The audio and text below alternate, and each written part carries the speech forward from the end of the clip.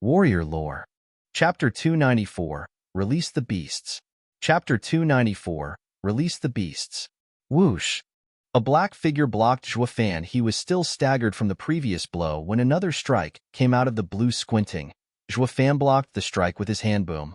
The immense power of the strike cracked earth under him, caving it for 100 meters around. But it hardly mattered compared to the pain coming from his arm. It was on the verge of being broken. Astonished, Zhuo Fan found himself face to face with a sinister-looking Huangpu Qingtian, his eyes beaming with murderous intent. Zhuo Fan, I can't let you live. Cackling, Huangpu Qingtian spun a kick into Zhuo Fan's waist, aiming to split him in two.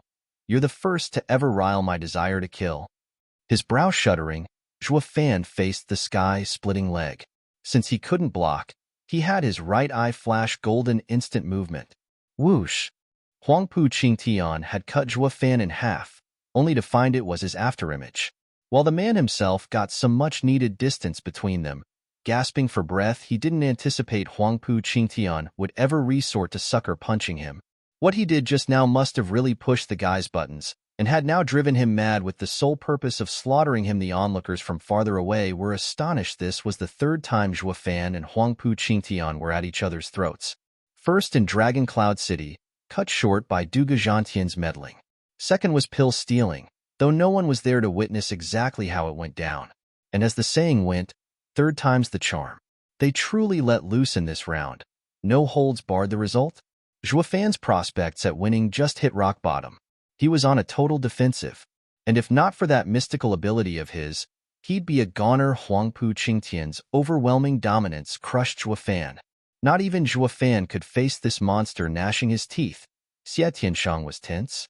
Yu Yushan, however, was cackling mad. Both sides' leaders had monstrous talent, but when it came to measuring fists, Huangpu Qingtian won by a landslide. Zhuo Fan had no way to fight back. The uninvited guest in the shadows nodded.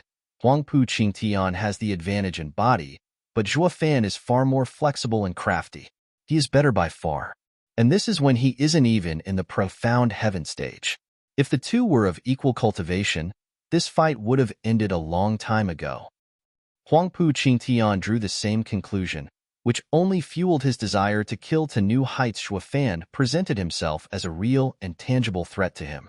He never got the same feeling from the other 6 dragons and 1 phoenix, and only looked at them with disdain even when forced to deal with their cooperation. On the other hand, Zhuo Fan was a great threat to him. Even more so now that he saw Zhuo Fan cower the blood croc horde and trampled all over his royal face. It was a wake-up call. That Zhuo Fan was the same as him, qualified to be king with a cold glint in his eye. Huangpu Qingtian barked, Zhuo Fan, is your art only good at running away? Yep. Zhuo Fan was blunt as a birch stump, not forgetting his evil grin as he counted on his fingers: running, assassination, scouting, spying, and let's not forget my favorite, ring stealing.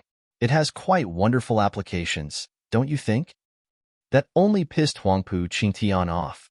He was looking to mock the man into attacking, but Zhuo Fan was way too calm, ignoring the cheap taunt and making a kingly comeback. His desire to murder Zhuo Fan on the spot spiked again. The shadow nodded. He knew how to appreciate talents detached from everything, and looking at things with cool and critical eyes were the makings of a great Aravista. At the same time, Huangpu Qingtian's image fell a notch in his eyes. The shadow slowly began to be partial towards Zhuo Fan, finding him to be the better seed. Taking a deep breath, Huangpu Qingtian found himself in distress. Zhuo Fan was unlike Chu Qingqing and the like. He could come and go as he pleased, with no one to stop him. He was the biggest headache there ever was when made an enemy.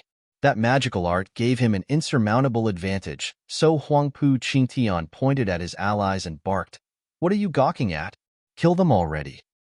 The trio woke up with a start. Why had they stopped? We gotta box them in. Thus they gave the signal. Luo Yunhai's echelon formation was still shaken from the blood croc horde, and their momentum slacked. They were losing with the enemy surrounding them. The couple thousand army had sunk into despair against the 10,000 enemies. Few were of Chu Qingqing's level to escape, while the rest would find their lives driven into the mud. Panicking, Luo Yunhai commanded, 3-round formation. In an instant, the 3 divisions became rotating barrels, blocking the enemy's onslaught. Yu Yushan wasn't worried, though. This formation was a defensive one. They would just have to whittle them down with numbers. Grinning, the three looked on coldly. Zhuo Fan frowned a bit. As long as his friends were stuck here, he was going nowhere and would sooner or later end up just as dead. Yu Yushan leading the 10,000 army not only entrapped Chu Qingqing's group, but also bogged down Zhuo Fan. Two birds with one stone. Ha ha ha, Zhuo Fan. See how I trample them. Huangpu Qingtian snickered. He was forcing Zhuo Fan to face him, squinting. Zhuo Fan sported a cold smile. You'd lower yourself to such an extent? Moreover, you'd have done it already if you wanted to. Ha ha, indeed. I despise them. But now that you're here, things have changed. I'll take great delight in tearing them apart before your very eyes. Zhuo Fan tensed and secretly sighed. Just like he thought. Huangpu Qingtian left them alive, just so he could restrain him, but the cold smile never changed. Young Master Huangpu, do you really think I'd let them drag me down? Oh, but isn't your young master with them as well? Huangpu Qingtian's eyes glinted, having seen through him. He charged for the armies. It was also then when a wind whistled straight for him. This was what he was waiting for. He blocked the kick with his hand, releasing a metallic sound. Looking closer, he found Zhuo Fan eyeing him coldly. He finally decided to attack. Huangpu Qingtian gave a crafty smile from having found Zhuo Fan's Achilles heel. He threw a devastating punch. The blow had the power of a mountain behind it. Zhuo Fan vanished, letting the punch pass him. The earth caved in tens of meters, over a kilometer. As a result of the massive impact, it kicked up a cloud of dust and shocked even the clashing armies from the immense power display. What power could do this? Zhuo Fan was sweating now. Blocking that would have earned him a quick trip down under. He looked at his friends helplessly, forced to clash this monster head on. Huangpu Qingtian cackled at the floating Zhuo Fan, filled with scorn. I wonder for how long can you stop my advance? Zhuo Fan gnashed his teeth and charged. The effect each time was minimal, barely stalling Huangpu Qingtian's progress. His teleports saved him from the worst, but there was no way to escape. Unscathed, Huangpu Qingtian was inevitable. He royally took one step at a time towards his target as he unleashed his power. The sight of Zhuo Fan being played around like a mouse left the others in despair.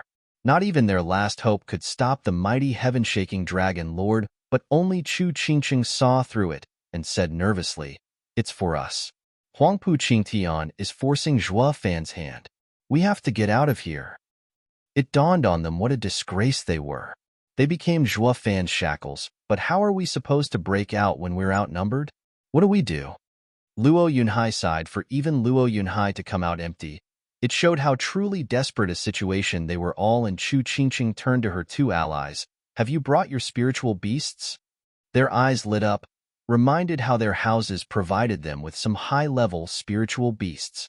They were pressed at every turn all this time that they'd completely forgotten. The two nodded. Chu Qingqing smiled and spoke heavily. Use our trump cards. Release the beasts and clear a path. Chapter 295, Qiao'er's Appearance.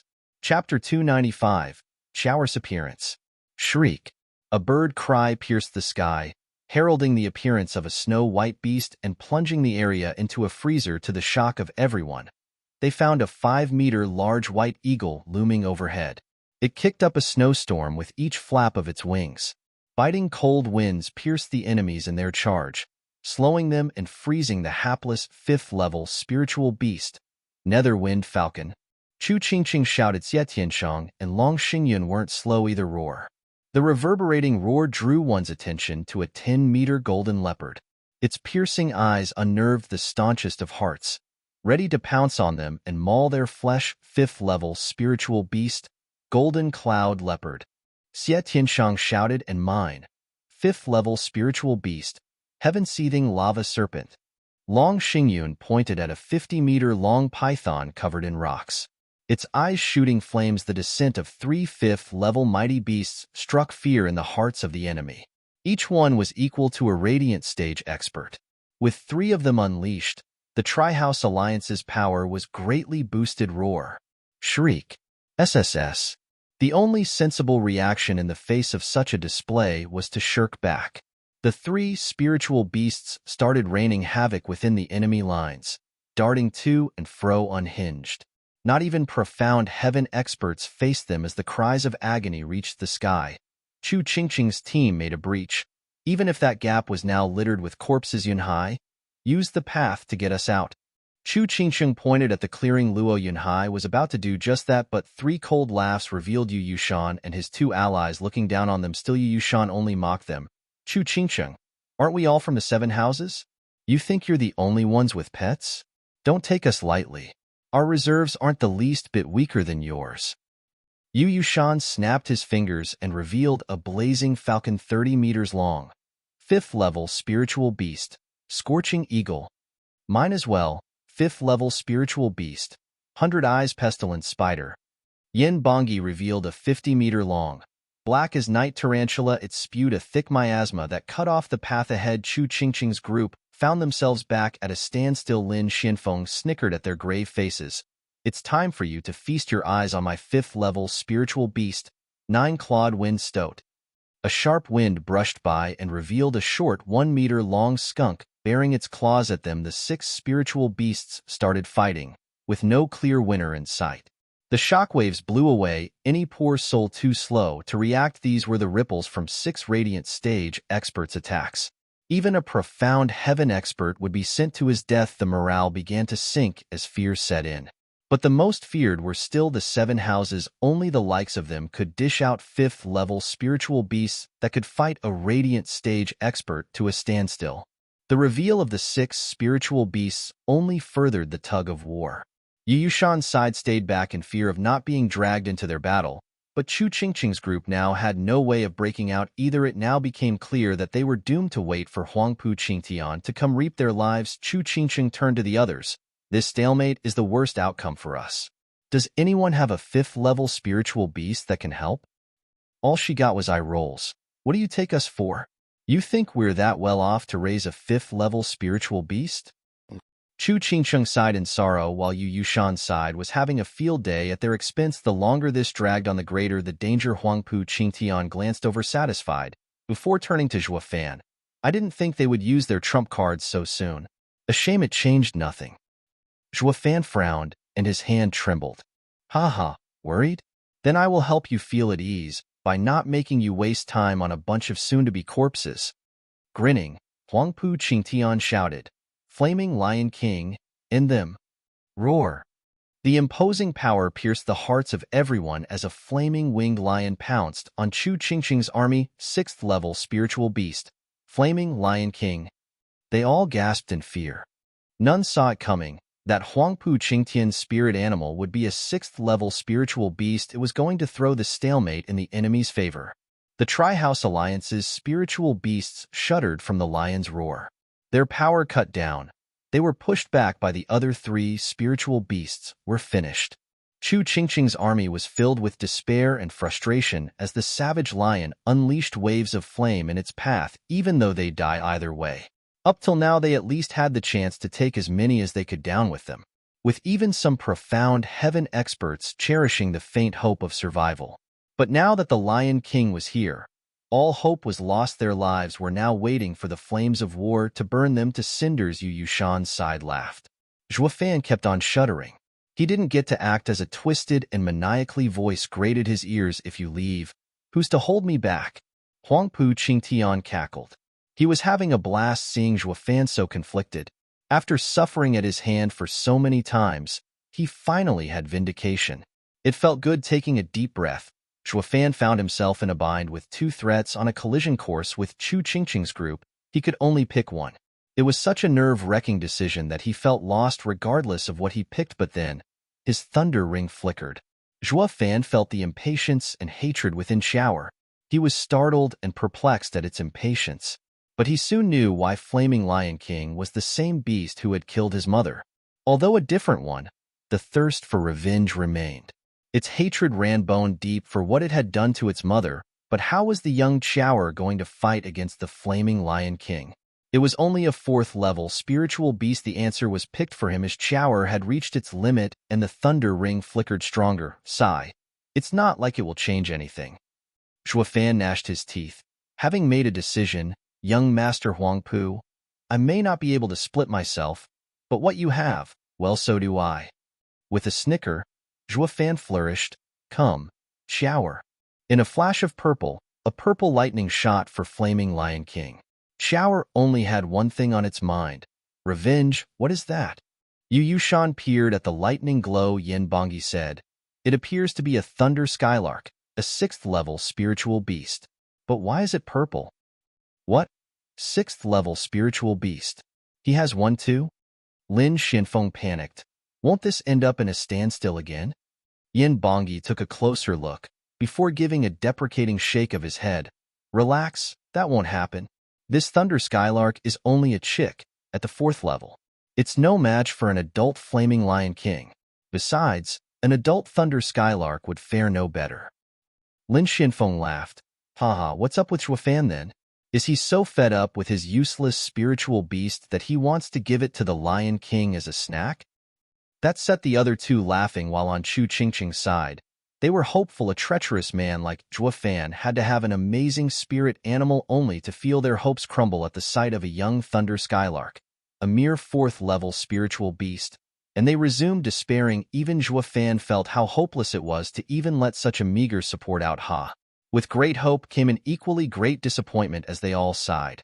Resigned to their fates, Huangpu Qingtian wasn't about to let this golden chance go and mocked the chick as well. Zhuo Fan, are you that desperate to even send your useless spiritual beast to its death? What can I say? If it wants to die, I can't stop it. Shrugging, Zhuo Fan didn't seem to care, but the worry in his eyes was unmistakable. Even he didn't know of Qiao'er's power. Common sense dictated that a 4th-level spiritual beast wouldn't be considered even a side dish to a 6th-level spiritual beast. Qiao'er's chances were between nil and infinitesimal. Catching on to Zhuo Fan's worry, Huangpu Qingtian capitalized on it to put his own worries to rest. The punk has no overt scheme in play at all. He is on the ropes. That last one made his day, and he smiled from ear to ear. In the meantime, Qiao'er was already behind the Flaming Lion King. It had everyone's full attention. Even their breath was caught in their throat at the imminent clash. Chapter 296, Purple Lightning's Superiority. Chapter 296, Purple Lightning's Superiority. Roar. Flaming Lion King's roar grated ears as it showed its dominance. The 6th 5th-level spiritual beasts had long stopped to watch Yu Yushan's group's spiritual beasts bent a knee and bowed their heads before the mighty Lion King. While on Chu Qingqing's side, their spiritual beasts knew when they were overpowered and shuddered as they inched backward again, and again. It only worked to further let arrogance get to Flaming Lion King's head, showing a scornful smile. It escaped his notice, or, better yet, it brushed off Qiao'er's existence entirely, and it went the same for the other 6 spiritual beasts. What could a 4th-level spiritual beast possibly do in this hopeless situation? Chu Qingqing's side spiritual beasts were vexed. It makes no difference even if you come, foul. You're dead anyway. While the enemy's beasts looked on with mockery, Chu Qingqing's faction was plunged deeper in despair. If the purple thunder skylark instilled a trickle of hope earlier, it was now thoroughly squashed. A spiritual beast's senses were accurate. If they looked down on the chick, then it was clearly worthless. Shriek. Not that Qiao'er cared what any of them thought of it. It only had eyes for Flaming Lion King. It cried from behind to call out the Lion King with a gaze burning with hatred and thirst for battle. Flaming Lion King swished his head back, glaring at Qiao'er, itching to eat it and quench its anger. You dare challenge me? Qiao'er's plumes flickered and purple sparks traveled all over it. If that wasn't clear enough, then the thick bloodthirst made it abundantly obvious. It wanted the Lion King's head on a platter. The Lion King was royally pissed when Qiao'er didn't stop its cries. You wretched and filthy whelp, no thunder skylark can match me, but you, a chick, thinks it can? For you to challenge my authority, the punishment is death. Roar. With another angry roar, Flaming Lion King started showing its violent side. The frightened 6 spiritual beasts were already meek, not even squawking. Qiao'er was the only exception. Its eyes were fixed on the bronze lion, and its screeches never stopped taunting it. The fully incensed Flaming Lion King opened its maw and spewed a 3-meter-big fireball. Not even a profound heaven expert could block such a blow. He'd be turned to ashes. Everyone watched on edge, worried for the thunder skylark's fate. Xuaningxiang was panicking. Turning to Xie Tianyang, Brother Tianyang, Big Brother's was bird looks so pitiful. Please save it. Ugh. Cold sweat filled the silent Xie Tianyang. He turned to the unbearably naive Xue Ningxiang with an aggrieved look. Ninger, if the bird is pitiful, I am even more so. Have you forgotten our time in Allbeast Mountain Range, of the fight between Flaming Lion King and Thunder Skylark? Now you are asking me to save a 4th-level spiritual beast when I am nowhere near as strong as a 6th-level spiritual beast? But it's just so pitiful. Xuaningxiang was saddened. Xie Tianyang shook his head. Blame Zhuofan. He knows it too, yet insists on sending it to its death. His words got nods from all around him. Puzzled as to why Zhuofan took this reckless course of action, Zhuofan himself tightened his fists from worry. Qiao'er, you are the embodiment of lightning and faster than Flaming Lion King. You must dodge. Huangpu Qingtian snickered. You must be thinking Flaming Lion King can't catch up to Thunder Skylark's speed, right? Ha ha ha. Have you forgotten whose spirit animal the Lion King is? Huangpu Qingtian gave Flaming Lion King a look. Flaming Lion King nodded and flapped its wings. A blazing tornado engulfed tiny Qiao'er, sealing all means of escape. Just as the fireball approached with its biggest advantage sealed, its fate was without a doubt certain death. Zhuofan panicked inside. How is the brash and overbearing Flaming Lion King capable of such refined skill? Ha ha, you have a spirit animal and you don't know? Unlike spiritual beasts, a master can teach and train its pet martial arts according to their attributes. As I and Flaming Lion King are weak in speed, I devised this move to deal with quick enemies. Huangpu Qingtian snickered. Zhuofan's anger swelled. He had always been a lone wolf. And since he never raised spirit animals before, he was oblivious to its implications. Now he didn't even have the time to regret this was Qiao'er's decision, and all he could do was support it. All consequences were for it to bear. This was the demonic path he treaded. He hatched Qiao'er from a mere egg and was practically kin. Of course it would walk the same path as him. Boom! The fireball exploded on Qiao'er. It combined with the fire tornado in a tremendous bang, releasing a torrent of flames. Xuaningxiang clutched her ears, ducking behind Xie Tianyang in fear as she observed the flaming explosion in dismay. The others sighed. Here lie the bones of an overconfident creature.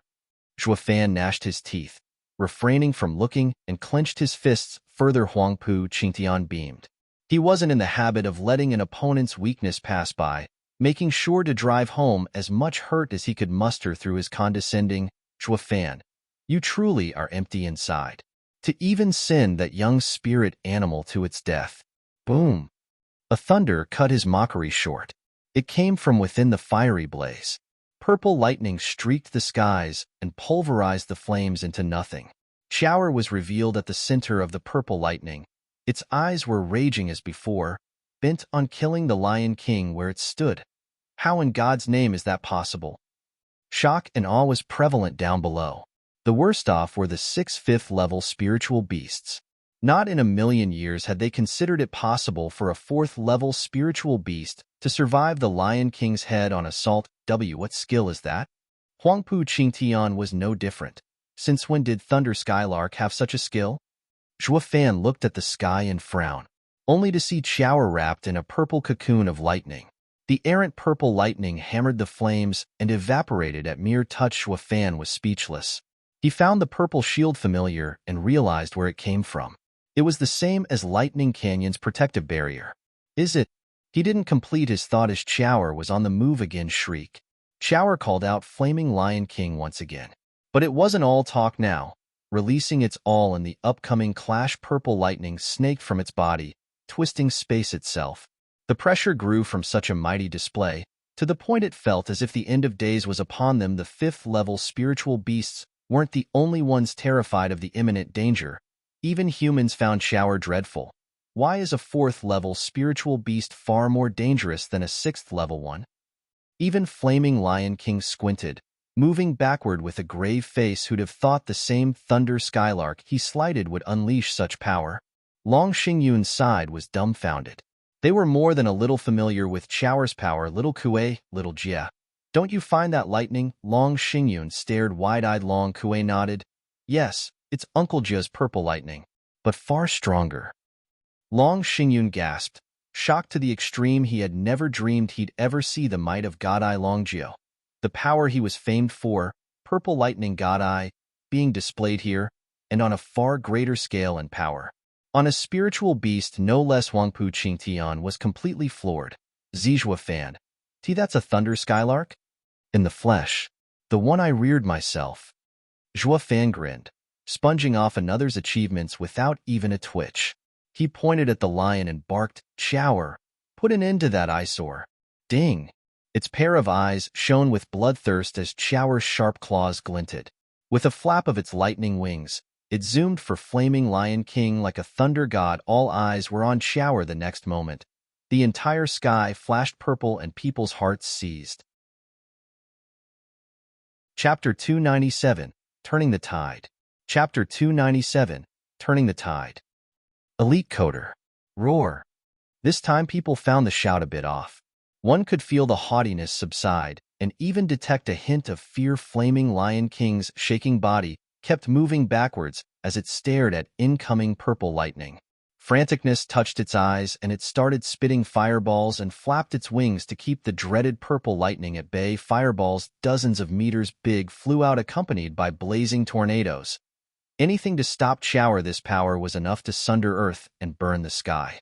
The 6th 5th level spiritual beasts had long since cowered away in fear the power of a 6th level spiritual beast. However, Qiao'er was relentless.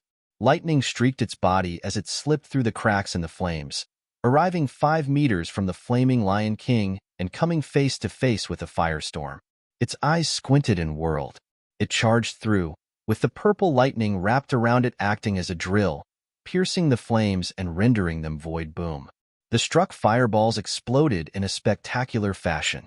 Flaming Lion King was beside itself in fear, and the next thing it knew was its reflection in Qiao'er's cold eyes. Qiao'er ran through Flaming Lion King's chest before he could even think about dodging. Scarlet blood gushed from the hole like a flood. Flaming Lion King was watching. Its wound paralyzed it. A great 6th level spiritual beast had actually found its end at the claws of a young thunder skylark, a 4th level spiritual beast, in one move. Its eyes grew heavy, its body colder, evident from the flickering flames over its body. Flaming Lion King felt itself slipping into the dark abyss.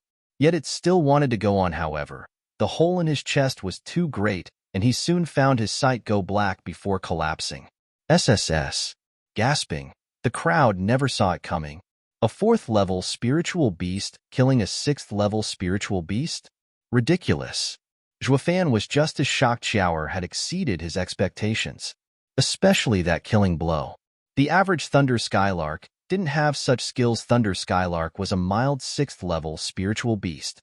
It only knew to use its lightning to cover its body in defense, but never to focus it into an attacking skill. This was where Qiao'er differed from the norm. It used the 4th heaven purple lightning and even comprehended 2 skills, one for defense and another for attack. It was uncontested proof of its sentience. Other spirit animals, like Flaming Lion King, were trained in skills by humans, while Qiao'er picked them up by itself. The difference was obvious, like comparing heaven and earth, and what did it mean if a spiritual beast gained sentience? The chance to evolve into a sacred beast. This had never happened among spiritual beasts, nor the appearance of someone like Qiao'er either. A never-before-seen spiritual beast born from purple lightning. Zhuofan did not yet know where the purple lightning came from. He was still debating if the Heavenly Emperor created it or obtained it somehow, but one thing he did know was, purple lightning wasn't just sparkles to instill such fear into even the likes of sacred beasts. Qiao'er had bathed in this almighty power and had a high chance of evolving. The last thought really got his blood flowing. Am I going to have a sacred beast spirit animal? While he was in his own little world, the others were dazed. The 6th 5th level spiritual beasts included. They all looked wide-eyed at the purple figure who knew a 4th level spiritual beast ever had it in him to kill a 6th level spiritual beast?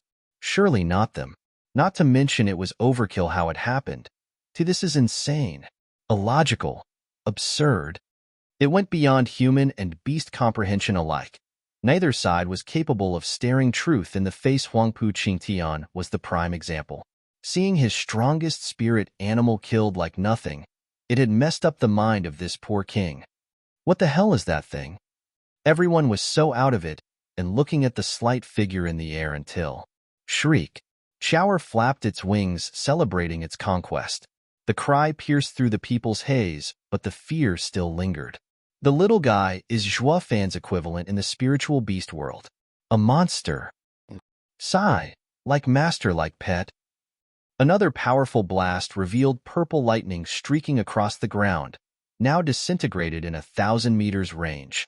His punch was not one bit less than Huangpu Qingtian's earlier strike. Chapter 298. All's within my grasp. Chapter 298. All's within my grasp. As dust billowed, the boom traveled 1,000 miles. Yu Yushan sighed, couldn't pierce the veil of dust, and were beside themselves with shock. Who knew Zhuo Fan was capable of such power? So much so that it almost overwhelmed Huangpu Qingtian. The worry was prevalent in all, but none ventured forth to clarify it. They were too afraid to interfere between soaring demonic dragon and heaven-shaking dragon lord's deathmatch. When the dust settled, all they saw was a mess. When they double-checked, the two were nowhere in sight. They scrunched up the little courage they had and investigated the disaster, but the sudden explosion scared them back. Looking at the source, they found Huangpu Qingtian shooting from the ground. Wretched and dirty he may look unseemingly, but there was no apparent wound on him. The shock was palpable at Huangpu Qingtian's state. Taking into account the force behind that fist, yet him coming out unharmed in the least, surged them with joy and admiration. Eldest young master, you're okay? Yu Yushan's gang dashed over, taking a deep breath. Huangpu Qingtian's eyes glinted coldly, but he wasn't looking at them. Where's Zhuo Fan? The three were confused, until Yu Yushan came forth with a bow. Eldest young master, Zhuo Fan's punch unleashed a cloud of smoke.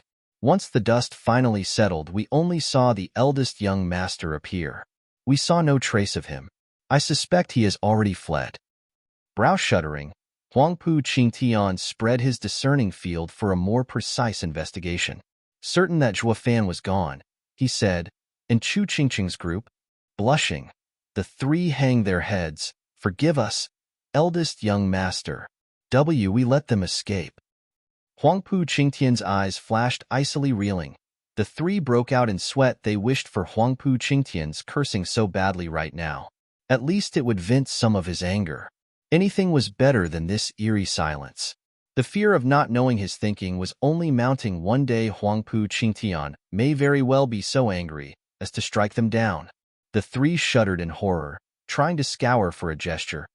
Anything that betrayed his state of mind. Huangpu Qingtian kept silent for a long time before finally smiling.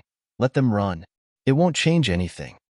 The three were stunned, having never seen Huangpu Qingtian like this, and didn't know how to react. Wait, is this the same cold-blooded eldest young master? Not only did his scheme come apart at the seams, but he also lost a brimming sacred pill and a 6th-level spirit animal. No to mention he invested so much effort in this plan too. But even after gaining nothing from it, he isn't flying into a rage? Am I dreaming? Did he flip? Baffled by the sudden turn of events, they looked on at him in bewilderment. Like he was a different man, easily picking up on their thoughts. Huangpu Qingtian showed a vague smile. Don't forget our mission in this battle. How can we? It's the position as head of the 7 houses. Lin Xianfeng let it slip, having nothing but scorn for the man. Huangpu Qingtian shook his head. Regent Estate has been the head for 1,000 years, and not because of this child's play, but by raw power. We don't need this insipid game to prove anything. Not now, not ever. Huangpu Qingtian instilled fear in each one of them with his declaration. That's the Regent Estate we know, unchanged for 1,000 years. Is it for brimming sacred pills then? Yu Yushan ventured, grinning. Huangpu Qingtian shook his head again. Brimming sacred pill is a rare 8th-grade pill that even the Regent Estate covets. However, that is hardly our goal. Then please enlighten us, eldest young master. Yin Bongi bowed. Huangpu Qingtian's eyes burst with coldness as he clenched his crackling fist. Zhuo Fan. What? Humph. Ignorance. Huangpu Qingtian mocked. Fools. You have that wretched mentality that says he is only a talented cultivator. that you will sooner or later put him down with the power of your houses. What if I tell you that as long as he's around, Luo clan will stand abreast the 7 houses in 10 years, surpass us in 20, and in 30, it will be the strongest clan in Tianyu that not even all 7 houses together can oppose. Will you still think this esoteric debate to be nothing but a boring game? This can't be. This was too much to bear. Yu Yushan was even denying it as he second-guessed Huangpu Qingtian's words. Eldest young master, aren't you exaggerating? The legacy of the 7 houses is 1,000 years old. He won't reach our level in a century, not to mention decades. Humph, exaggerate? Ha ha ha. If it was me saying that, your reaction would be inexcusable, albeit understandable. However, the crowd was hanging on every one of his words. Huangpu Qingtian snickered. What if it came from Sir Long? Would you doubt the words of a cunning man with ineffable plans like the unwanted contriver? What? Lung Wuchang said that? They just got the shock of their lives. For even Lung Wuchang to say that, it meant the prediction had to be true. They just couldn't wrap their head around Hao Zhuofan being a monster gifted with such godlike skills. Huangpu Qingtian smiled at their skepticism.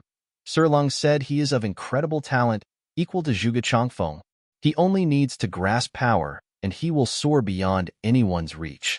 That is why we need to clip his wings before he can fully spread them, or the 7 houses will soon be no more. Shame Drifting Flowers edifices, Veiled Dragon Pavilion, and Sword Marquise abode are too blind to see it. They are playing with fire standing behind him and will find one day robbed of everything. But the Luo clan is under the imperial family's protection, and they have Dugujantian for support. We are without means to strike him down in any other circumstances. The only way to eradicate him is to do it within the bounds of the esoteric debate. Huangpu Qingtian turned his bloodthirsty eyes to them. That is why our main mission in the esoteric debate is to get Zhuo Fan's head. Everything else is secondary.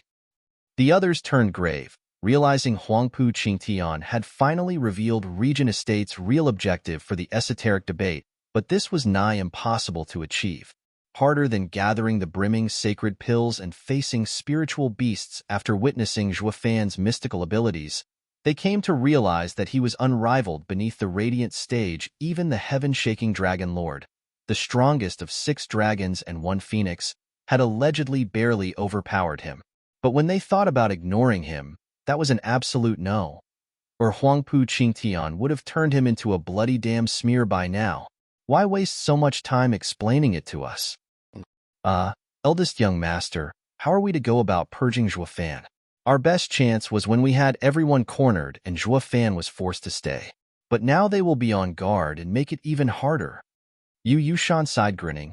Huangpu Qingtian said, that was our best chance? Ha ha, merely bait. The punk has bit on it, and all that is left is to wait for the poison to take its effect. Everyone was clueless, ignoring them. Huangpu Qingtian turned towards where Chu Qingqing's group was last seen. Ha ha ha. They thought they'd escaped when in fact they fell right for it. Not even the cunning Zhuo Fan has hope of breaking out of Sir Long's personally designed master plan. Relax, all's within my grasp. The others shuddered, clueless as to what got into him, and since Sir Long intervened himself, then this should be a done deal. Sir Long was hailed as the #1 schemer. With a 0 fail rate, the shadow tailing them was startled. I've heard of Tianyu's unwanted contriver, but never imagined he will lower himself to deal with a junior. Heaven-shaking Dragon Lord is talented and powerful, but now he even has Long Wuchang behind him. Zhuo Fan, you are up against peak experts in both brawn and brains. If you fail, it's only fair I discard you. But if you win, you just became a hot commodity. Hee hee. Chapter 299, Array Map. Chapter 299, Array Map. Russell. A shadow streaked the sky, flashing in and out of view every mile. When he finally stopped, he had crossed tens of miles, listening to the ruckus a few miles out. He just gave a nod, more to himself, and was gone again. The final appearance was in the middle of the group. Who? Xie Tianshang shouted, sword at the ready. He saw everyone look on with joy. Oh, you're finally back. Yeah?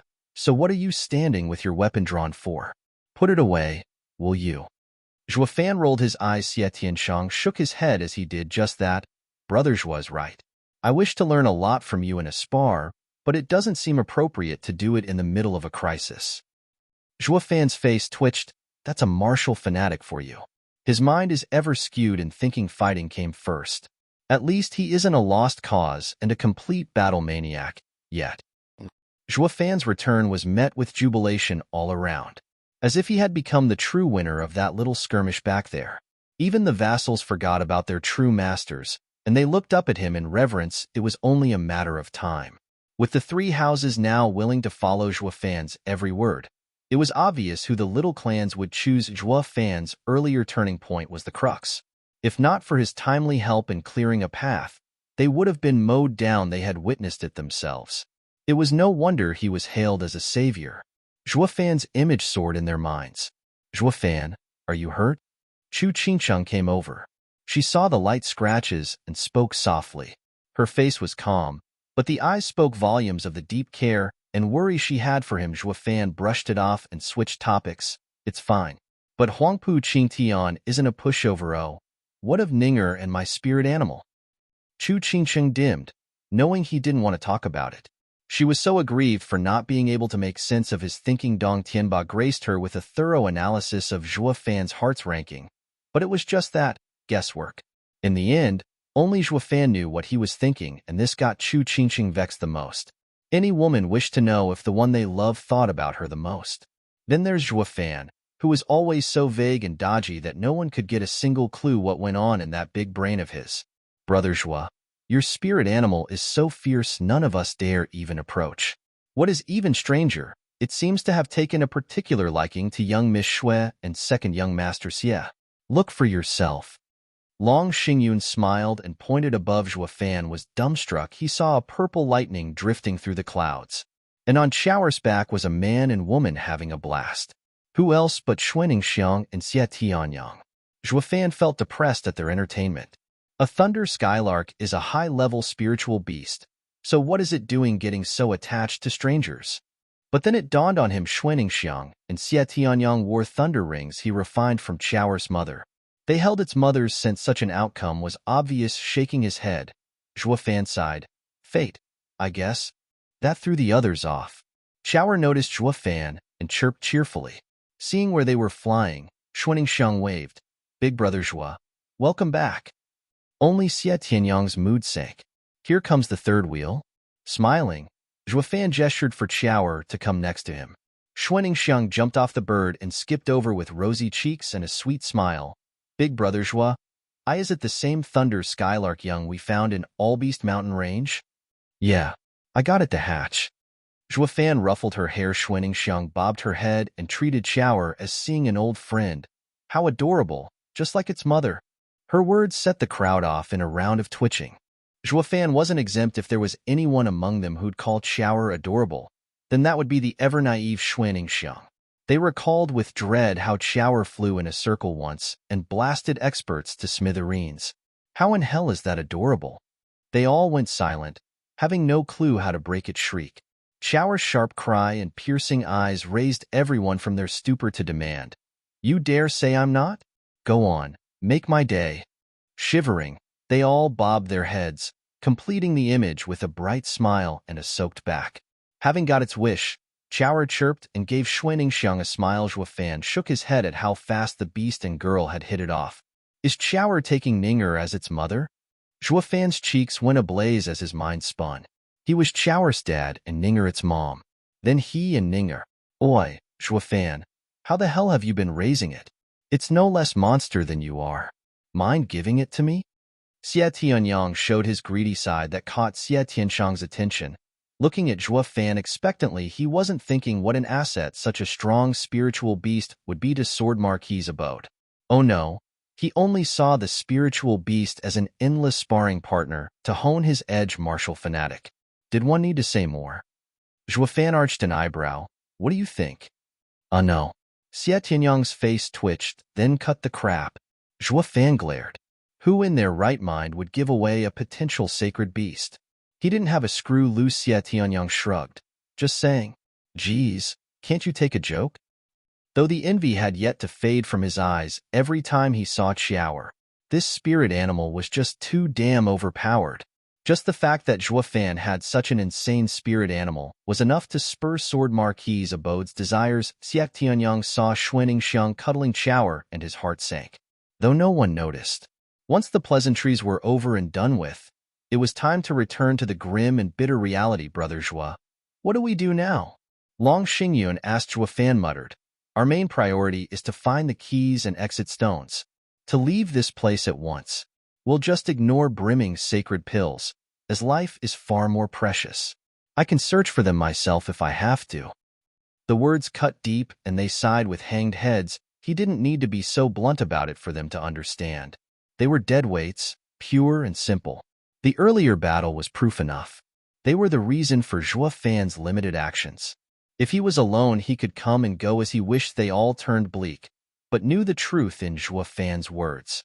In this battle, they had no advantage whatsoever and would sooner or later end up as Huangpu Qingtian's pawns in this damnable place. If they lingered, none spoke as they watched Zhuo Fan gloomily. Xie Tianshang broke the silence with his sigh. We still want to fight, but Brother Zhuo is right. With how weak we are, it's better we leave. Long Xingyun, take it out. We and Brother Zhuo need to consult on the best way to leave this place. Zhuo Fan looked at them puzzled. Do they have a secret weapon? Easing a breath, Long Xingyun revealed a piece of silk. I am a man living in the present. I do not care as much about the esoteric debate as Brother Xie does, but going home in such a wretched state is not what I want to see. Zhuo Fan unfolded the silk and cried, Beast King Mountain's array exit map? On the detailed map, 5 points stood out, the 5 national elemental stones meant to take them home. With the yin-yang metal keys, all they had to do now was get to the metal exit, and they'd be home free. Zhuo Fan stared at the others. Can it be trusted? Long Xingyun spoke seriously. That's what we would like to know by consulting you. With a shout, some profound heaven experts were hoisting 2 scared people over. At the sight of them, Zhuo Fan sported an odd look as he said, You again. The 2 were bitter and shuddered on the ground with lowered heads. Like we said, we stumbled upon you as we searched for the exits. There's nothing else to it. Kai shouting blurted. Zhuo Fan stared him down. The man was frantic, but finding no lies, he continued. Did you make this map after finding the arrays? No, the arrays are too spread out. It's impossible for us to find them. Kai shouting shook his head. Fearing Zhuo Fan would find his answer lacking, he rushed with, there were 5 teams of us, each with its own area to search. We used a jade slip to keep in touch and made the map. What of the 2 keys and pill? We found them along the way. We used to have 2 pills, but a profound heaven expert stole one to take the credit, and you took the last 1 inch. Kai shouting was heartbroken, his voice trailing off. How could we be so down on our luck? The 2 pills were our promise to greatness. But at some point, their other profound heaven expert team member took one for himself, and when they thought the other was enough to get something good, they ran into these guys. Forget about merits when we're having enough trouble keeping our heads? The 2 fell deeper in despair. Zhuo Fan saw them squirm and nodded. Long Xingyun added, Brother Zhuo, what if this is a trap as well? There's no need to say it. They were once part of the Luo clan and understand them enough to know if they lie. Zhuo Fan's eyes glinted. Long Xingyun and the rest were overjoyed. That validated the map as being genuine. They could survive this. Zhuo Fan shook his head, however. Don't be so quick to celebrate. The map could still be fake. What?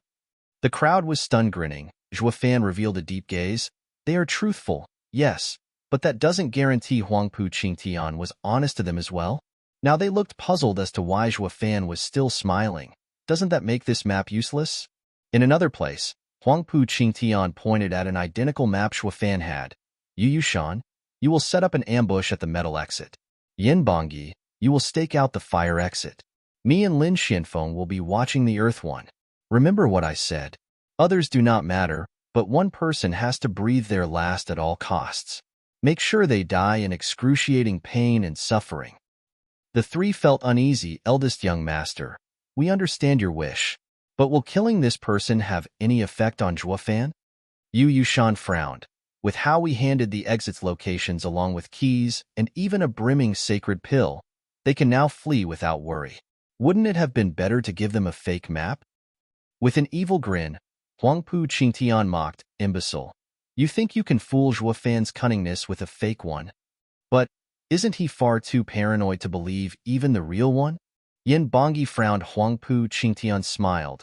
All the more reason why we gave him everything to believe. Even the two prisoners are real. The two were purposefully kept in the dark, limiting their knowledge to the array map, keys, and pill. It's all because my men guided them from the shadows. Their words are without a doubt genuine. He will never realize we'd even lie to our men also we could trap him. No matter how shrewd he is, he will never get one falsity out of those two. The others lit up, with Lin Xinfeng giving a thumbs up in his flattery. Eldest young master is wise, versed in pen and sword. Humph, this is part of Sir Long's plan. I have nothing to do with it. Huangpu Qingtian shook his head. Holding the very last brimming sacred pill vial in his hand, Yushan looked at it with a sigh. Of our 3 pills, we only have 1. What are you so worried about? With Zhuofan's greedy nature, he won't be satisfied with just 3. He will want the last one as well. We just have to deal with him, and the others will be easy pickings. Huangpu Qingtian sneered. Follow the plan, and we will have the 3 vials as well as his head. Ha ha ha. Huangpu Qingtian's cackle got everyone excited. The operation to eradicate soaring demonic dragon was a go. Chapter 301, Mole. Chapter 301, Mole. A group of people were resting in the dense forest, while Long Xingyun, Xie Tianshang, Chu Qingsheng, and Zhuofan inspected a map. Long Xingyun was the first to speak. Brother Zhuo, do you see something wrong with the map to call it a fake? None whatsoever. Be it the captives or the map, they are both beyond reproach. Zhuofan shook his head and his gaze hardened. But there's no way I'd take it for granted when something so good just comes and falls into my lap. It goes double for something we need the most. Silence pervaded for a while, then Chu Qingsheng ventured. Maybe we do not need this map. We could go opposite dash. Who says we don't need it? Zhuofan butted in with a smile. If it's real, that turns it into a trap. This makes it worth using it. Since they went out of their way to plan against us, we'll just beat them to the punch. The others didn't know where he was going with this, so Zhuofan held out the 3 sending jades. He left a message on them, then left one to each of them with a crafty smile. Wait for 5 days, then read it. Zhuofan jumped to his feet and barked. Listen up. We're moving out. Form 3 divisions around the 3 houses and split up for the 3 exits. Split up? Why make them weaker than they already were? Zhuofan handed over the exit keys and said, Yes, split up. With our size, it's very easy to be spotted. Smaller teams will allow us to move unnoticed. In the case of an enemy encounter, it would also be simple to flee and hide among the thick trees. While others nodded, Chu Qingsheng pulled Zhuofan to the side. What if the map is fake and the exits hold nothing but traps? We won't know unless we try. We finally got an exit route as well. Even if we clash a few more times in the Beast King Mountain, it will be easy to escape while whittling down their bone-tempering experts' number. It will end with them being reduced to nothing. This is our best bet. Zhuofan put on a smile and turned to the rest. Each team will send out 3 profound heaven experts to scout 30 miles ahead, reporting back on the hour. Understood. They all replied, and Zhuofan said to Chu Qingsheng, even if they meet a trap, they can get an early notice. Glaring at him, Chu Qingsheng shook her head. You're full of tricks. As they all got ready to set off, Luo Yunhai's team followed behind Drifting Flowers edifices just as Long Xingyun brought the 2 prisoners. What do we do with them? Let them go. Zhuofan spoke coldly. The others whipped their heads around in shock. Long Xingyun was the most affected. They'll betray our plan if they're found. It will happen regardless. Recall what happened in Killing Blood Marsh? We have a mole among us. These 2's situation has already been reported back. Letting them go or not won't make a difference. Zhuofan sighed. What a shocker. How could we forget? We still have a spy unaccounted for. Everyone looked around suspiciously. Zhuofan said, This isn't the time to draw him out. We'll do that once we get back to the safety of Dragon Cloud City. But a spy implies great danger. Xie Tianshang's face hardened. Zhuofan sneered. What danger? He'll only rat out our movements. As long as we're fast enough, any information will be worthless and they won't be able to act on it. On the contrary, if we suspect each other all the time, It will be a disaster only they will profit from. So get a move on. Reach the 3 exits on the double. The people were startled for a second, then their opinion of him grew. They never knew you could deal with a spy like that, ignoring him yet moving faster than he could report would be the same as turning him useless. The way Zhuo Fan boldly did things got even the army-experienced Luo Yunhai in a daze. Not even Dugu Zhantian led his army with such valor. Big Brother Zhua is a true man of ambition to have so many great figures set their eyes on him. Set off. Let's see each other in Dragon Cloud City in 5 days. Zhuo Fan shouted, and the other replied in high spirits as well. Only Chu Qingqing and her 2 allies knew his true meaning. The nearest exit was a week away, while the farthest was 10 days. He was speaking for their own benefit. To check the sending jade 5 days later, the 3 noticed Zhuo Fan's slight nod and smile. The group thus split into 3 divisions according to Zhuo Fan's orders. They moved swiftly, curious to see if they or the spy's leaks were faster. The forceful way Zhuo Fan dealt with the spy left the people fired up and eager for battle. Despite being a mere race to defeat the spy, to them it felt like they were battling against their greatest enemy, and winning too. They started to get a feeling of holding everything beneath them, of indomitable spirit, just like Zhuo Fan usually was. Everyone was united in their goal and hearts. Kai shouting took an ashen Sun Yufei away. As they passed Zhuo Fan, he asked, "Why let us go?" "No reason. Maybe I'm showing kindness for taking care of Luo clan in the early days. Or maybe I wish to see your agony for my sick humor. But I will admit to this, when it comes to garbage, killing or throwing it away makes no difference." Zhuo Fan left as well, not minding them one bit. Kai shouting sighed and muttered, "Thank you." Then he slowly walked away with Sun Yufei. They had lost the hatred they clutched to so dearly, and it was now replaced by solitude, recalling their derisory look when Zhuo Fan entered the Kai clan. It all seemed like a poor joke now. He was a true man of ambition and had brushed them off from the very start. It was them who kept having their goals growing higher and higher. The man had a clear vision of what he wanted, never changing. All while theirs did he finally realize that 8 years ago when Zhuo Fan left Blackwind Mountain, he and his father were in awe of the man's talent, but never held him in respect. It came to him that even his father belittled Zhuo Fan. Zhuo Fan had such a talent lesser clansmen like them couldn't even begin to compare. Sighing, they slowly disappeared among the trees. "Big Brother Zhuo, you're not coming with us?" Xuanxiang ran to him. Zhuo Fan shook his head. "There's something I must do. You and the Shui clan should go with Sword Marquis's abode. Xie Tianyang may be unreliable, but his brother is there to make it up for him. Few are his match, except Huangpu Qingtian. You'll be safe." "Oi, what are you implying? Who are you calling unreliable? What did I ever do to you to badmouth me to Ninger?" Xie Tianyang was annoyed and grabbed Ninger's shoulder. "Ninger, don't worry. No one will hurt you with me around." But Xuanxiang didn't even register his presence. Her eyes fixed on Zhuo Fan, her voice soft. "When will we see each other again?" "In 5 days. Zhuo Fan smiled. "That's a promise. You have to come see me in 5 days. Xuanxiang held out her thunder ring. "You can't lie to me like you did in the All-Beast Mountain rain." Smiling, Zhuo Fan took out his own thunder ring and let them touch as sparks flew. "I won't." Xuanxiang smiled brightly. To the rancor and jealousy of Xie Tianyang, Xuanxiang then dragged a stiff Xie Tianyang back to Sword Marquis's abode's division. Zhuo Fan shook his head and left in another direction as he heard Xie Tianyang's incessant begging. "Ninger, let our rings touch as well." "No." "Why? I beg you." Zhuo Fan shook his head, then turned to the aged man following Luo clan. "Grandmaster Lu, come with me. I need your help." Lu Yizhen jerked, but got there on the double. The two flitted through the trees and were soon gone. Half a day later, they stood atop a mountain peak regarding the breathtaking view. Zhuo Fan took a deep breath and felt so free, relaxed and soothed. "Those dead weights are about to leave. I haven't felt so at ease in ages." Lu Yizhen smiled and sighed as he bowed. In the esoteric debate this century, the Three Houses Alliance hardly did anything. They could only hold on because of Grandmaster Zhuo's support, while they were holding you back. "You couldn't be more right." Zhuo Fan cocked his head with a smile. Lu Yizhen probed. Then, "Grandmaster Zhuo, what are your orders?" "Oh, no orders. I only want to know where Huangpu Qingtian is right now.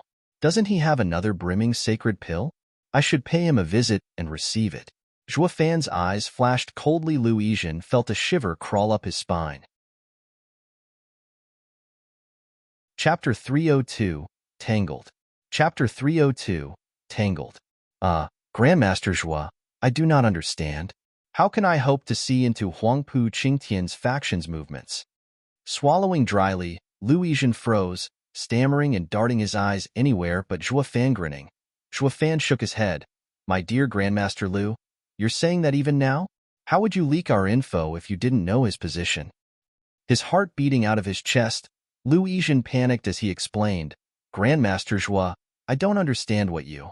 It's fine. You don't have to say it. I won't make it hard on you either. Just deliver a message for me and put that oh-so-great and stuck-up heaven-shaking dragon lord on the spot. Zhuo Fan brushed his panic off. Lu Yizhen's beard shook, his face haunting. Zhuo Fan's inscrutable smile unnerved him the more he saw it. Is he faking it or omniscient? This is disturbing. Zhuo Fan's laugh came as an answer to his thoughts. Grandmaster Lu, you should know by now of my character. If not by seeing, at least from rumors. I don't need to justify myself when I want to kill someone. I just do it. On the other hand, if I want one alive, regardless of how vile and deceitful that person is, I won't lay a finger on him anyway. I've had my suspicions on you from the start. I could have killed you whenever I wanted to, but I think it's safe to say my actions prove there will be no killing from my part. Coming out clean won't make much of a difference either at this point. Who doesn't yearn for glory and power? But didn't I let Kai Shouting walk free? Zhuo Fan's daunting eyes stared Lu Yizhen down. Lu Yizhen was in a quandary, but nodded in the end. Grandmaster Zhuo is sharp beyond any man. I admit, it was unwanted contriver Long Wuchang who ordered me to get close to Grandmaster Zhuo. I do not know how he knew, but he found out you and I were once acquaintances. So he made me spy on you. I refused at first, but then... Fine. The reasons are pretty much typical for any spy. If not out of glory and power, then from a threat. I totally get it. Zhuo Fan's nonchalant wave cut him off. Lu Yizhen hung his head. Zhuo Fan is incredible. He knows everything. It was one thing to say power, glory, or constraint, but how many could escape their clutches? Zhuo Fan stared at him. Now that that's out of the way, send a message to Huangpu Qingtian. What message? Lu Yizhen was stunned. Zhuo Fan's conduct was baffling. He just got a hold on the enemy's spy, and he wasn't going to tear him asunder? And instead he was taking a step further, leaving the spy alive to send word to the enemy. It was as if they were on the same side. It totally floored the calm alchemist Lu Yizhen eyed him. Zhuo Fan's straight face revealed a haughty air. Grandmaster Lu, when you see Huangpu Qingtian, this is how you'll behave. You'll curse him. Stupid head Huangpu pup, ignorant and trifling clown. Yours truly has seen through it all. So tone down the drama and your petty tricks. I've been playing this game from before you were even born. Face twitching, Lu Yizhen sweated buckets. He ventured, Grandmaster Zhuo, could you perhaps maybe ease on the rancor? I won't be able to imitate you. Was this a joke? Zhuo Fan was having a blast here, cursing and wailing like he owned the place. But when the guy met Huangpu Qingtian face to face, was he going to stick to the real message? Not if he wanted to come out alive, fine, as you wish.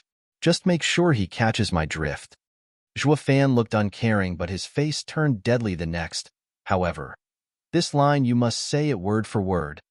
His hand flashed and was now holding 4 brimming sacred pill vials. Lu Yizhen was slack-jawed. Zhuo Fan easily read his shock and smiled coldly. Tell him this. Huangpu Qingtian, you call yourself insidious and brilliant, but not even you would have imagined the last brimming sacred pill was with me all along. And you even laid out the stage to trap me? That's rich. Lu Yizhen blinked, counting the vials.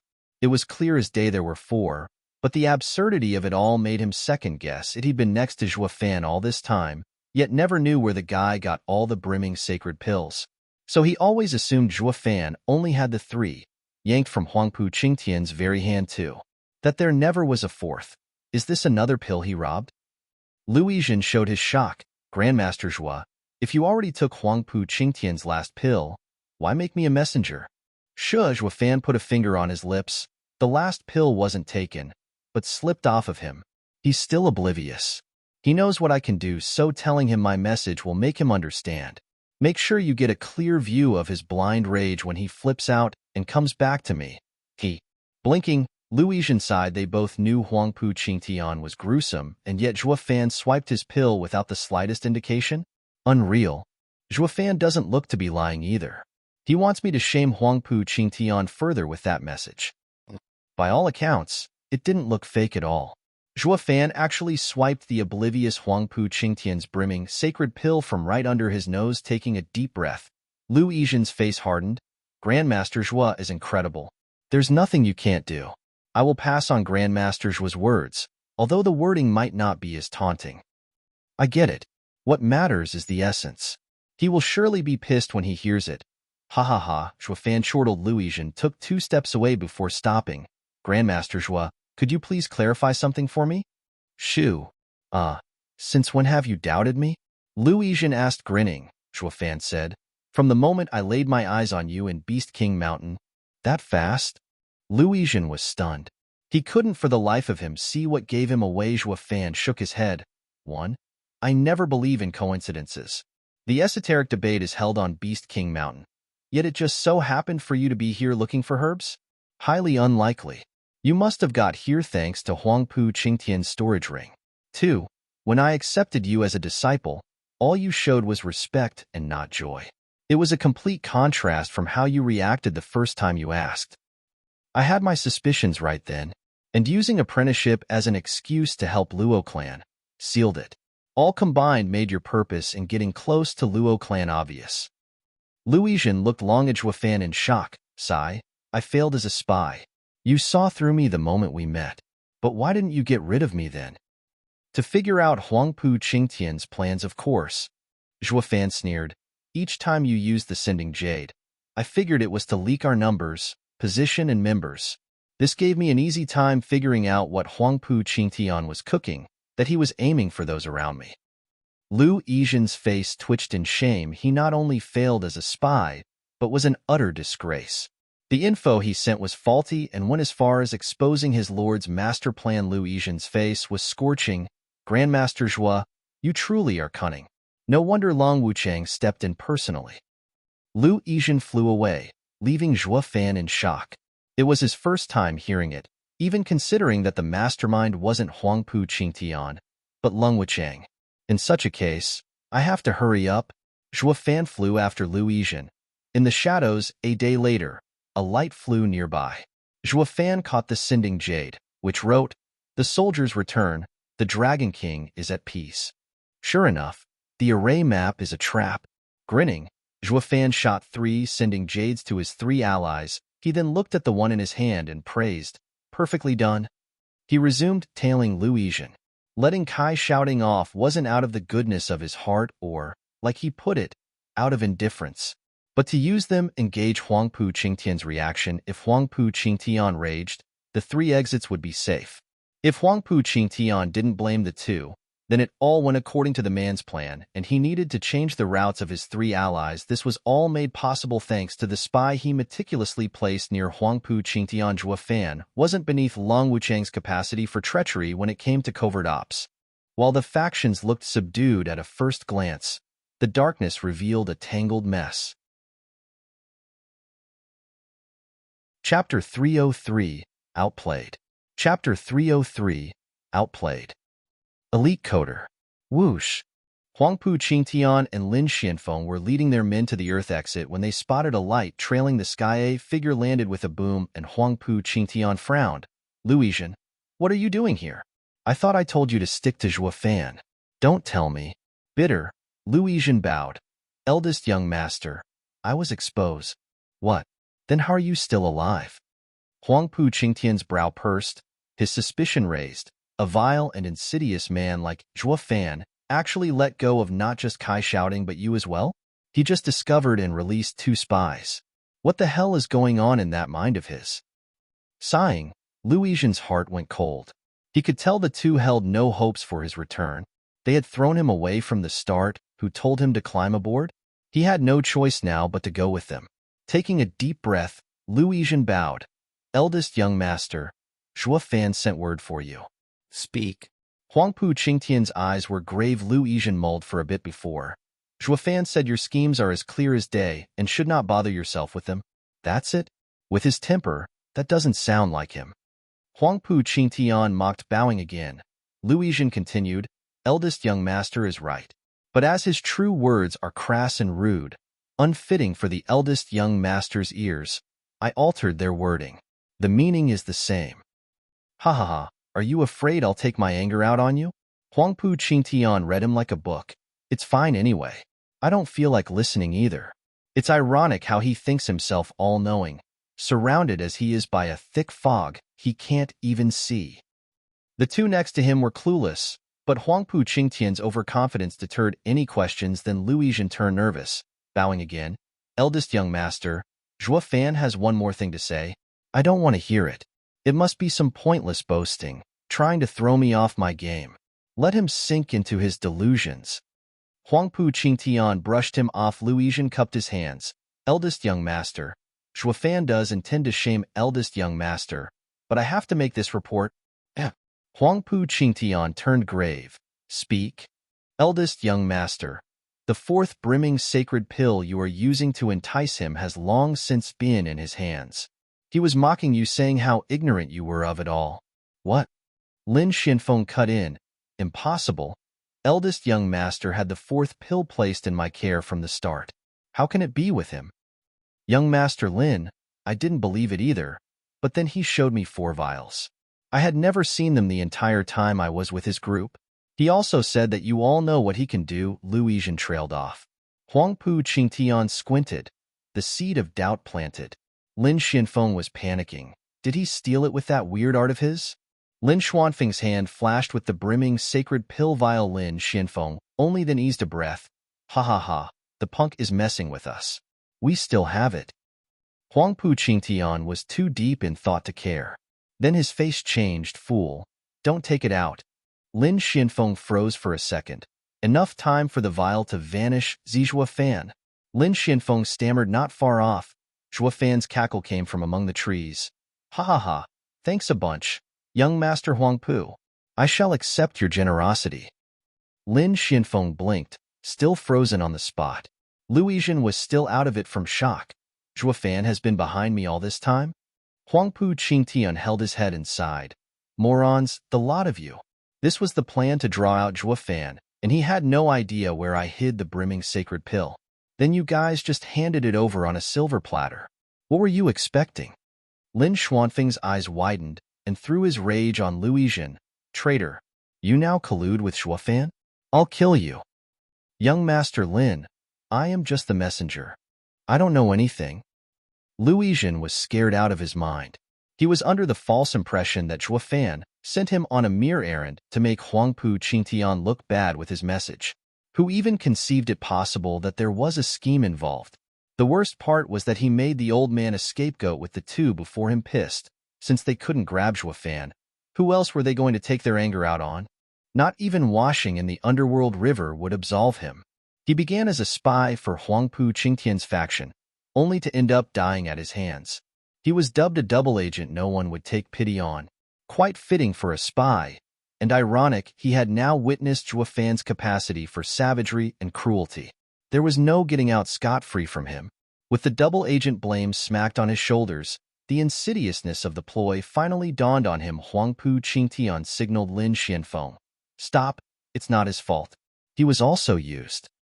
Eldest young master is brilliant. Lu Yizhen bowed and wiped his brow. Huangpu Qingtian gave him no attention and turned to the forest. Since you came, why don't you come over for a talk? Ha ha, what's there to talk about? But since you insist, I'll meet you. I want to see with my own eyes the scowling and miserable face of a loser. Zhuofan walked from among the trees with a smile. The rest of the men there paled and tensed. Soaring demonic dragon was just as notorious as Huangpu Qingtian. Your men sure look terrified of me. Zhuofan mocked. Huangpu Qingtian smiled coldly, not angered at all. Zhuofan, there's a saying which fits you perfectly right now. Stop showing off, or you'll be struck down by lightning. Ha ha ha, I've been doing it since I was born, but no lightning has touched me so far. Though it makes me wonder, what would it feel like? It must be quite the thrill. Zhuofan laughed, shaking his head. Huangpu Qingtian grinned. You will soon find out. Squinting, Zhuofan stared into Huangpu Qingtian's eyes with unease. By the way, Zhuofan, the vial you used to fool the old man must be the one you found at some point, but never took it out. So when old Lu saw 4 vials, he jumped to conclusions. He would never dare lie to me otherwise. Huangpu Qingtian's lips twisted into a smile. Zhuofan rose an eyebrow. Look at you, young Master Huangpu. You're not as dumb as other muscle-brain fools around you. Ha ha, I am destined to be king. How can I be a fool? But to be entirely honest, it's not easy to see through it in an instant. I realize the truth because of something that is happening right now. Huangpu Qingtian snickered. Zhuofan, don't you have the 2 keys for the water exit yet keep them to yourself? Zhuofan cried out. How did you don't tell me? Correct. I sent my men to place them on your way when you were with Luo Yunhai's group. I didn't doubt for a second you'll miss them. So when Luizhen reported you not mentioning them when you met up with Chu Qingcheng, it made me realize you were planning on using them when it mattered most. You once said we're both the same, that we won't show our hands so easily. Ha ha, a shame I already know of 2 of your cards. Shuddering, Zhuofan showed fear for the first time. His mind put 2 and 2 together, and his brow was soaked. Huangpu Qingtian's heart burst with joy at his expense. Sir Long said the pinnacle of the art of war is to make the most of a situation. Not just get the enemy to fall for your traps, but to control their every move, to guide them where you want it. Zhuofan, from the moment you met with Luo Yunhai, your actions, your objectives, have all gone according to my plan, including those fights we had. Although your fancy art gives me headaches, letting you win every time was all part of my plan. Also, you would become the de facto leader of the alliance. It was the best way to ensure you will follow the road to hell I painstakingly paved for you. What? Don't tell me you haven't wondered how smooth your journey has been so far. You really think highly of yourself, able to face thousands of men and save everyone from the jaws of death. Humph, you lost. All because of your arrogance. Case in point, the Killing Blood Marsh skirmish. Did you ever think about why I didn't unleash all my power? You thought I was too cocky, thinking I had you all like fish in a barrel, so I was going to take pleasure in toying with you? Ha ha ha, I threw the match. Zhuofan shivered, recoiling 3 steps then shooting into the air after the 3 teams. I have completely lost. Zhuofan shouted in his mind. Never had he been so out of control as he was now. Huangpu Qingtian's side was having a blast, however. Cackling arrogantly, Zhuofan was finally beaten back. Chapter 304, Deeper into the Mud. Chapter 304, Deeper into the Mud. Elite Coder. Lin Xuanfeng's eyes trailed Zhuofan as he vanished in the distance.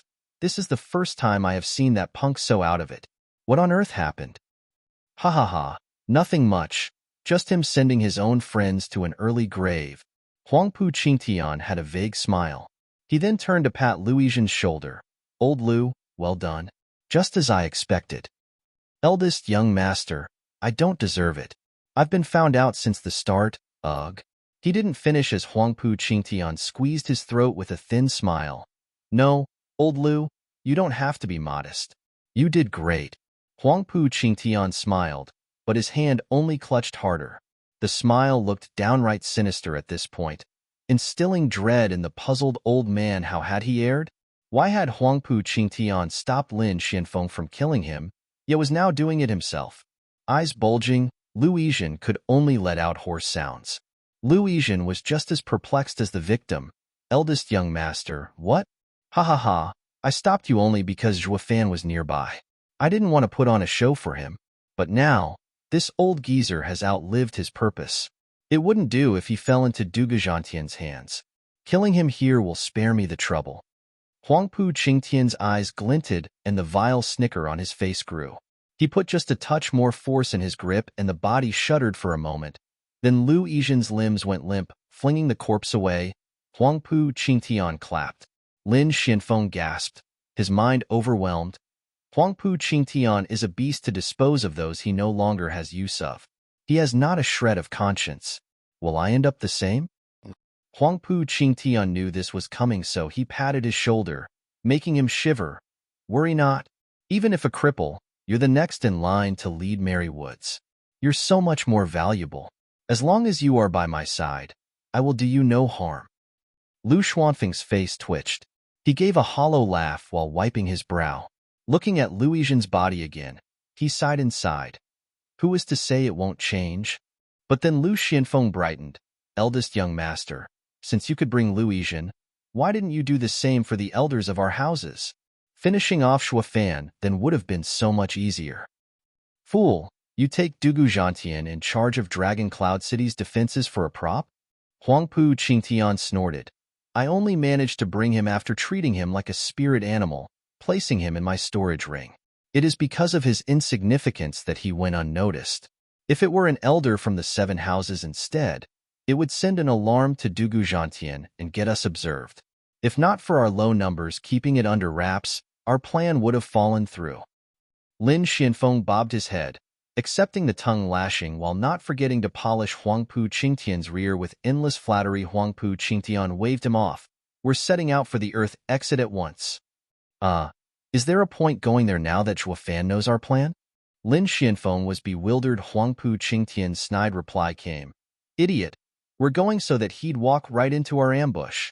All the traps are in place. Despite knowing that, he has no way to foil them. Not when he had a hand in making it possible. That heart-rending regret, the gnawing guilt, must be quite the torment. Ha ha ha. Huangpu Qingtian cackled evilly. Lin Xianfeng still didn't get it, but did as was told in another place. Xie Tianshang's team had been heading for the metal exit for 3 days, now when a sudden light flew over. Xie Tianshang caught it, knowing to be Zhuo Fan's sending jade that said, now you can look at the jade slip. Xie Tianshang was quite puzzled. Wasn't I supposed to do that after 5 days? Why so early? But since Zhuo Fan said so, he of course obliged. 5 simple words entered his eyes. Head for the water exit. Ugh. Xie Tianshang was floored. What does that mean? Change course on the spot? Why? Is the metal exit dangerous? Xie Tianshang shouted without delay. Hold. We're changing directions. Follow me. Xie Tianyang pulled Shui Ningxiang to the front among the baffled stares.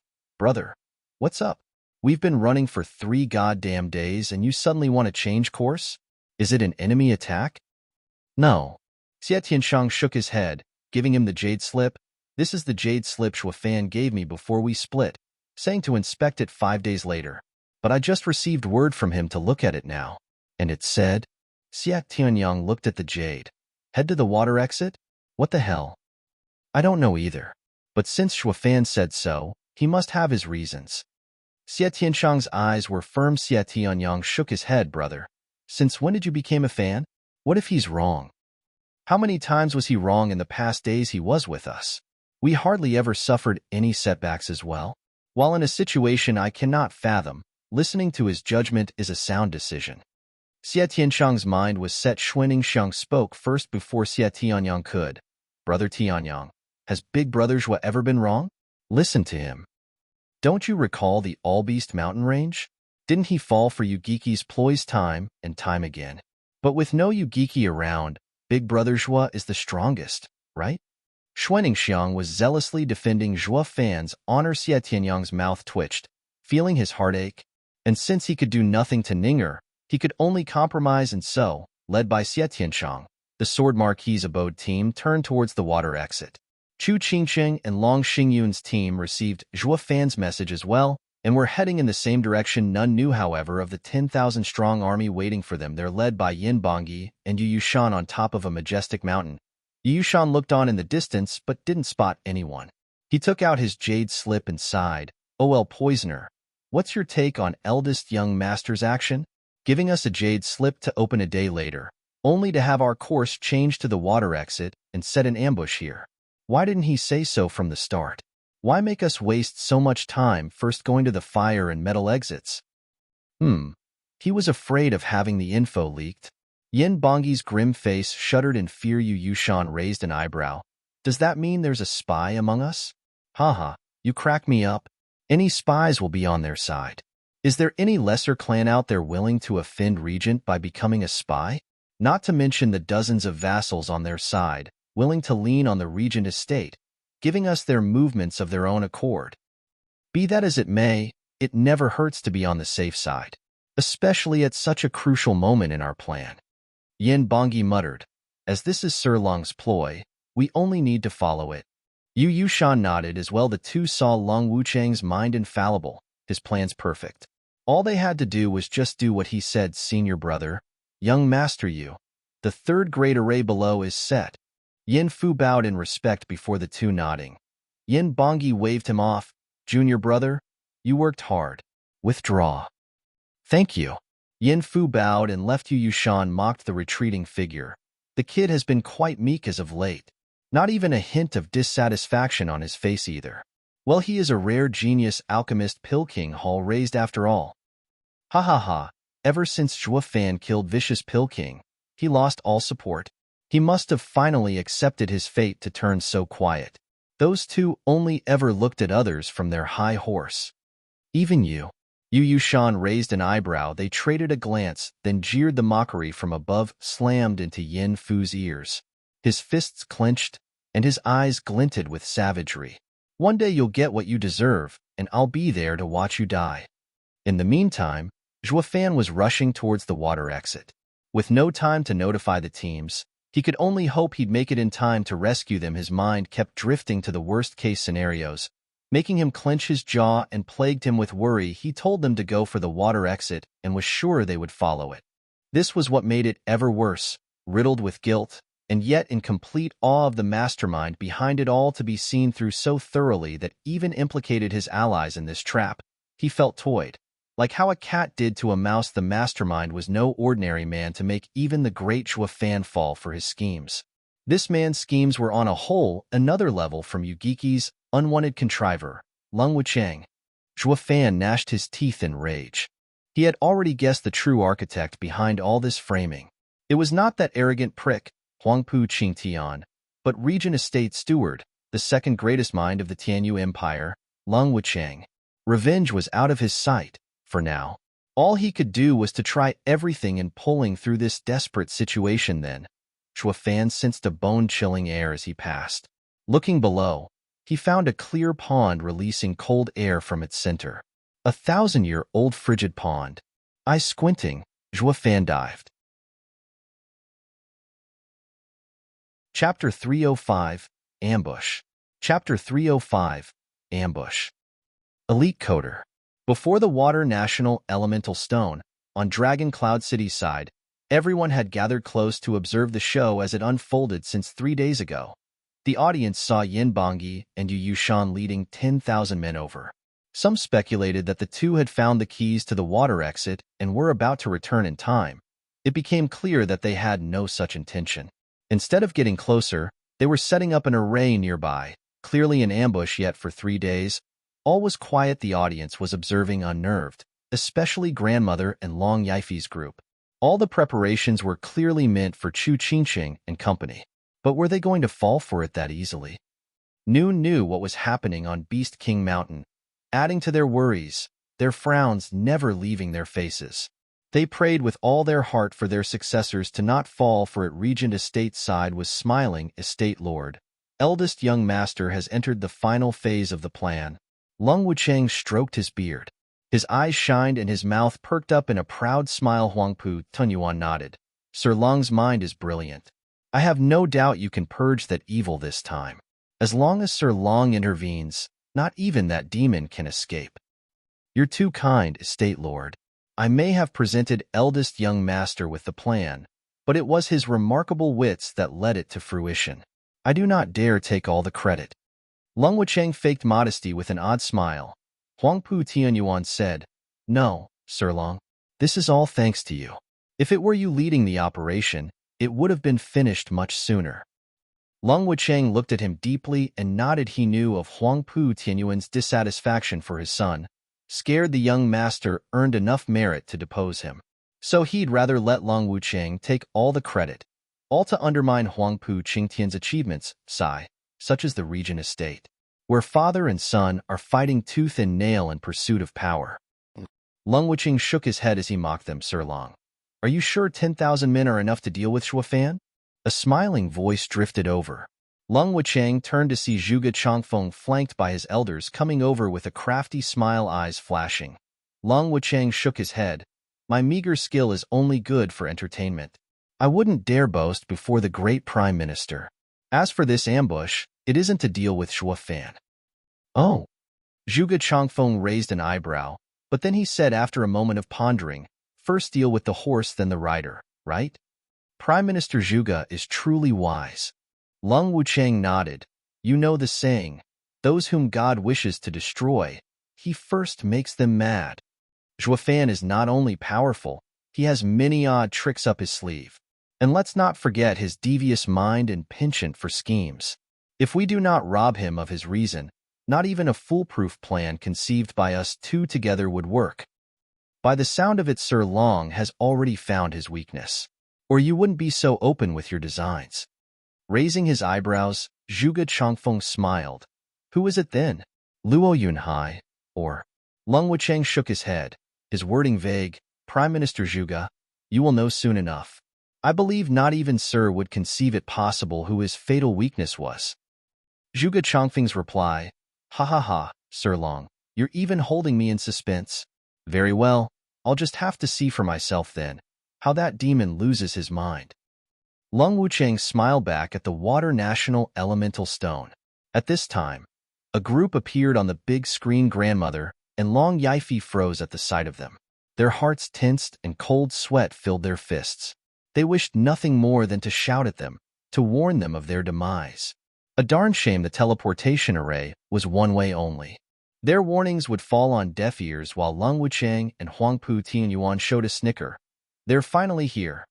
Two teams were clearly distinguished, Sword Marquis abodes and Veiled Dragon pavilions.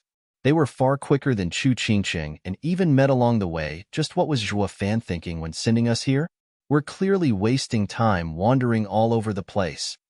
Xie Tianyang was holding a leaf in his mouth, brushing away a bush while complaining of boredom. Long Xingyun laughed. Second young master Xie, ever heard of the lies and truth and lies used in the art of war? To deceive one's enemy, you must deceive your allies. Those three exits were nothing more than a lure for the enemy, while we changed our course midway towards our real purpose. Yeah, Brother Tianyang, you need to learn from Big Brother Zhuge. Even he knows more than you about what's going on. Xuaning Xiang jumped in, pointing at Long Xingyun while calling out Xie Tianyang's flaws. Xie Tianyang sneered in silence, while his heart bled from anger. You're saying as if Zhuge Fan's every word is the unblemished truth. Long Xingyun nodded first, then his face twitched. The last sure has a mouth on her. What do you mean by even he knows? Are you saying I'm usually an ignorant Philistine? Do I look that stupid to you? Then, a cry broke their ceaseless argument. Long Kue shouted as she pointed at the shining water crystal. There's the water exit. The map is real. The others perked up, thrilled at the prospect, and rushed over. Ha ha ha, the water exit is here. Brother Zhuge was right all along. Long Xingyun laughed. Running as well. Xie Tianyang mocked though. Why are you so chipper? We don't have the key, do we? Dunce, since Brother Zhuge told us to come here in particular, he must have gotten the keys without even us realizing it. Long Xingyun was over the moon. So much so he forgot who just spoke and cursed back. Xie Tianyang was annoyed but didn't let it show. Xuaning Xiang, the picture of ignorance. Fan the flames. Yeah, dunce. Do you have rocks for brains? You think Big Brother Zhuge would have us come here on a whim? The speaker was clueless to the damage, while the listener found the words intentional to spite him. Xie Tianyang's flames of rage burnt hotter than lava. His fists clenched, his teeth grinded. Why does everyone look up to Zhuge Fan and always take me down a peg? He didn't much care about the rest, but even Ninger, the one he cared the most about, did it. He just couldn't accept it. A seed of hatred was planted in his heart towards his brother, who he went though life and death. Once a change no one there noticed. Before the Water National Elemental Stone, Grandmother's group was so keyed up, their hearts practically flat-lined as they prayed, "Don't come any closer, it's a trap." The utter powerlessness they felt watching their clansmen walk into the jaws of death was so strong she felt like her heart was being stabbed over and over, one step at a time. Lung Wuchang and Huangpu Tianyuan watched them getting closer, and the grins turned sinister. It soon turned into joy at the expectancy for bloodshed that followed upon noticing a dainty figure among them all around the water exit. Yin Bongyi and Yu Yushan's forces laid in wait. Once the two noticed the carefree figure among their prey, they signaled, "Our target's here. Attack!" They both shouted in unison then. A glow started rising from beneath everyone's feet. 36 light pylons shot for the skies, trapping them all at the same time. Each of the pylon beams was shown to be housing a person. As the scenery began changing, the water exit vanished, soon replaced by bloody skies and blood-tainted air. They seemed to have found themselves in another world. Not Beast King Mountain of Tianyu Empire. It was such an odd place they may not even be in the martial Emperor continent. A 36-man array. Long Xingyun cried. "Damn it, we've been trapped." It was clear as day to all. This was not an array controlled by a single man, but by 36 people. Such a meticulous array needed ample time to be set in motion. In other words, this was a well-thought-out ambush, so much so it began well before they even rushed here. But how? Zhuofan told them to come here. Why would he lead them into a trap? None could accept what was before them and chose to deny reality. But the facts were laid bare for everyone. Zhuofan had sent them to hell, give them no quarter. A shout unleashed a flood of 10,000 men coming at them from all directions. They were so panicked they couldn't tell where the enemy was coming from, thinking of nothing else than of escape, but trapped as they were, with all sides painted red, they had no way to distinguish the exit. Add to that the constant roars of the enemy, the fear gnawed at any semblance of reason they had left, waiting to be culled. Chapter 306, Deadly Miasma. Chapter 306, Deadly Miasma. Elite Coder. What do we do, brother? The frightened Long Kuei turned to Long Xingyun. Long Xingyun wasn't faring any better, his eyes darting everywhere. Noticing the 36 pylons, his face grew grave. If we want to survive, we have to first get out of the array. The 36 lights are tied together, making it impossible to break the array from the inside. We need to find the exit if we want to escape. Long Kuei and the rest were even more restless. Looking at the flood of enemies charging, their faces were ashen. How were they supposed to do that when that army would make sure to keep them trapped here even tighter than the array? The array's only use was to rob them of their chance to escape. It made even profound heaven experts flying impossible, to the extent that even 6 dragons and 1 phoenix were incapable of doing it. Everyone hung their heads in despair, having lost their will to fight. Humph, it's just finding an exit. Is that so hard? We'll just have to try them one by one. A snort came just as a black figure flashed into the enemy's ranks. Golden light blossomed as it flew in every direction. Wherever it landed, explosions resounded, paving the ground with hundreds of corpses. The blood flew into the air, only to fall right back down. Onto the scattered limbs they saw how the twisted smiles of the enemy had now turned into ones of horror at the sight of this man's sword. Marquis Abode's eldest young master, martial fanatic Xie Tianshang. Xie Tianshang rested his sword, but his cold eyes glinted like daggers. Any that met his gaze would feel as if stabbed by 1,000 swords. His dauntless figure stood unchallenged like an unparalleled sword. The enemy was deterred, in fear of what might happen if they got even an inch closer. Long Xingyun blinked, then turned ecstatic. Brother Xie lives up to be a true martial fanatic. How dependable. But of course, my brother has been obsessed with martial arts since young, training day in day out without a rest. If not for those 2 monsters, my brother would have been invincible. Xie Tianyang spoke with pride. Everyone else sighed inside. Xie Tianshang is the #1 swordsman in Tianyu. Not even 6 dragons and 1 phoenix can match his talent. Just that heaven-shaking dragon lord upstaged him, followed closely by that bad apple Zhuofan. Sealing any chance at showcasing his might with those 2 out of the picture, the world would finally bear witness to the true might of this martial fanatic. Rolling his eyes, Long Xingyun roared, "Brother Xie, clear a path. We're right behind you." Grinning, Xie Tianyang said, "Brother Long is so shrewd in bringing up the rear. When my brother pushes through the array and is too exhausted to carry on, you could just run off." "Ha ha, Brother Tianyang, no need to split hairs. We are allies here. You help me now, and I'll help you later. We will both benefit. Long Xingyun pointed at Xie Tianshang. Moreover, don't you find your brother quite willing to be made use of? Sure enough, Xie Tianshang's eyes lit up at this proposal, as if he was just waiting for it. All right. Every swing of the sword sent golden light everywhere. Flowing Space's 9 forms were performed to the full extent of their splendor, at the expense of crushed enemies and strewn corpses. It only took seconds for the casualties to reach 1,000 as the surroundings glowed bloody. Now so too did the earth. Xie Tianyang shook his head as his brother was hell-bent on mowing through the enemy like they were training dummies. Sigh. The martial fanatic side of my brother is once again rearing its head. Nothing short of exhaustion or defeat could ever stop his blade now. The others found Sword Marquis, Abode's eldest young masters, bursting courage contagious. It reached a point where some even wanted to join the man in his charge, but taking a closer look, one saw a bloodshot Xie Tianshang, slaughtering every which way with a manic grin on his face. That threw a bucket of cold water on their enthusiasm. He'll kill us just the same. Long Xingyun rubbed his chin, nodding at the crazed figure.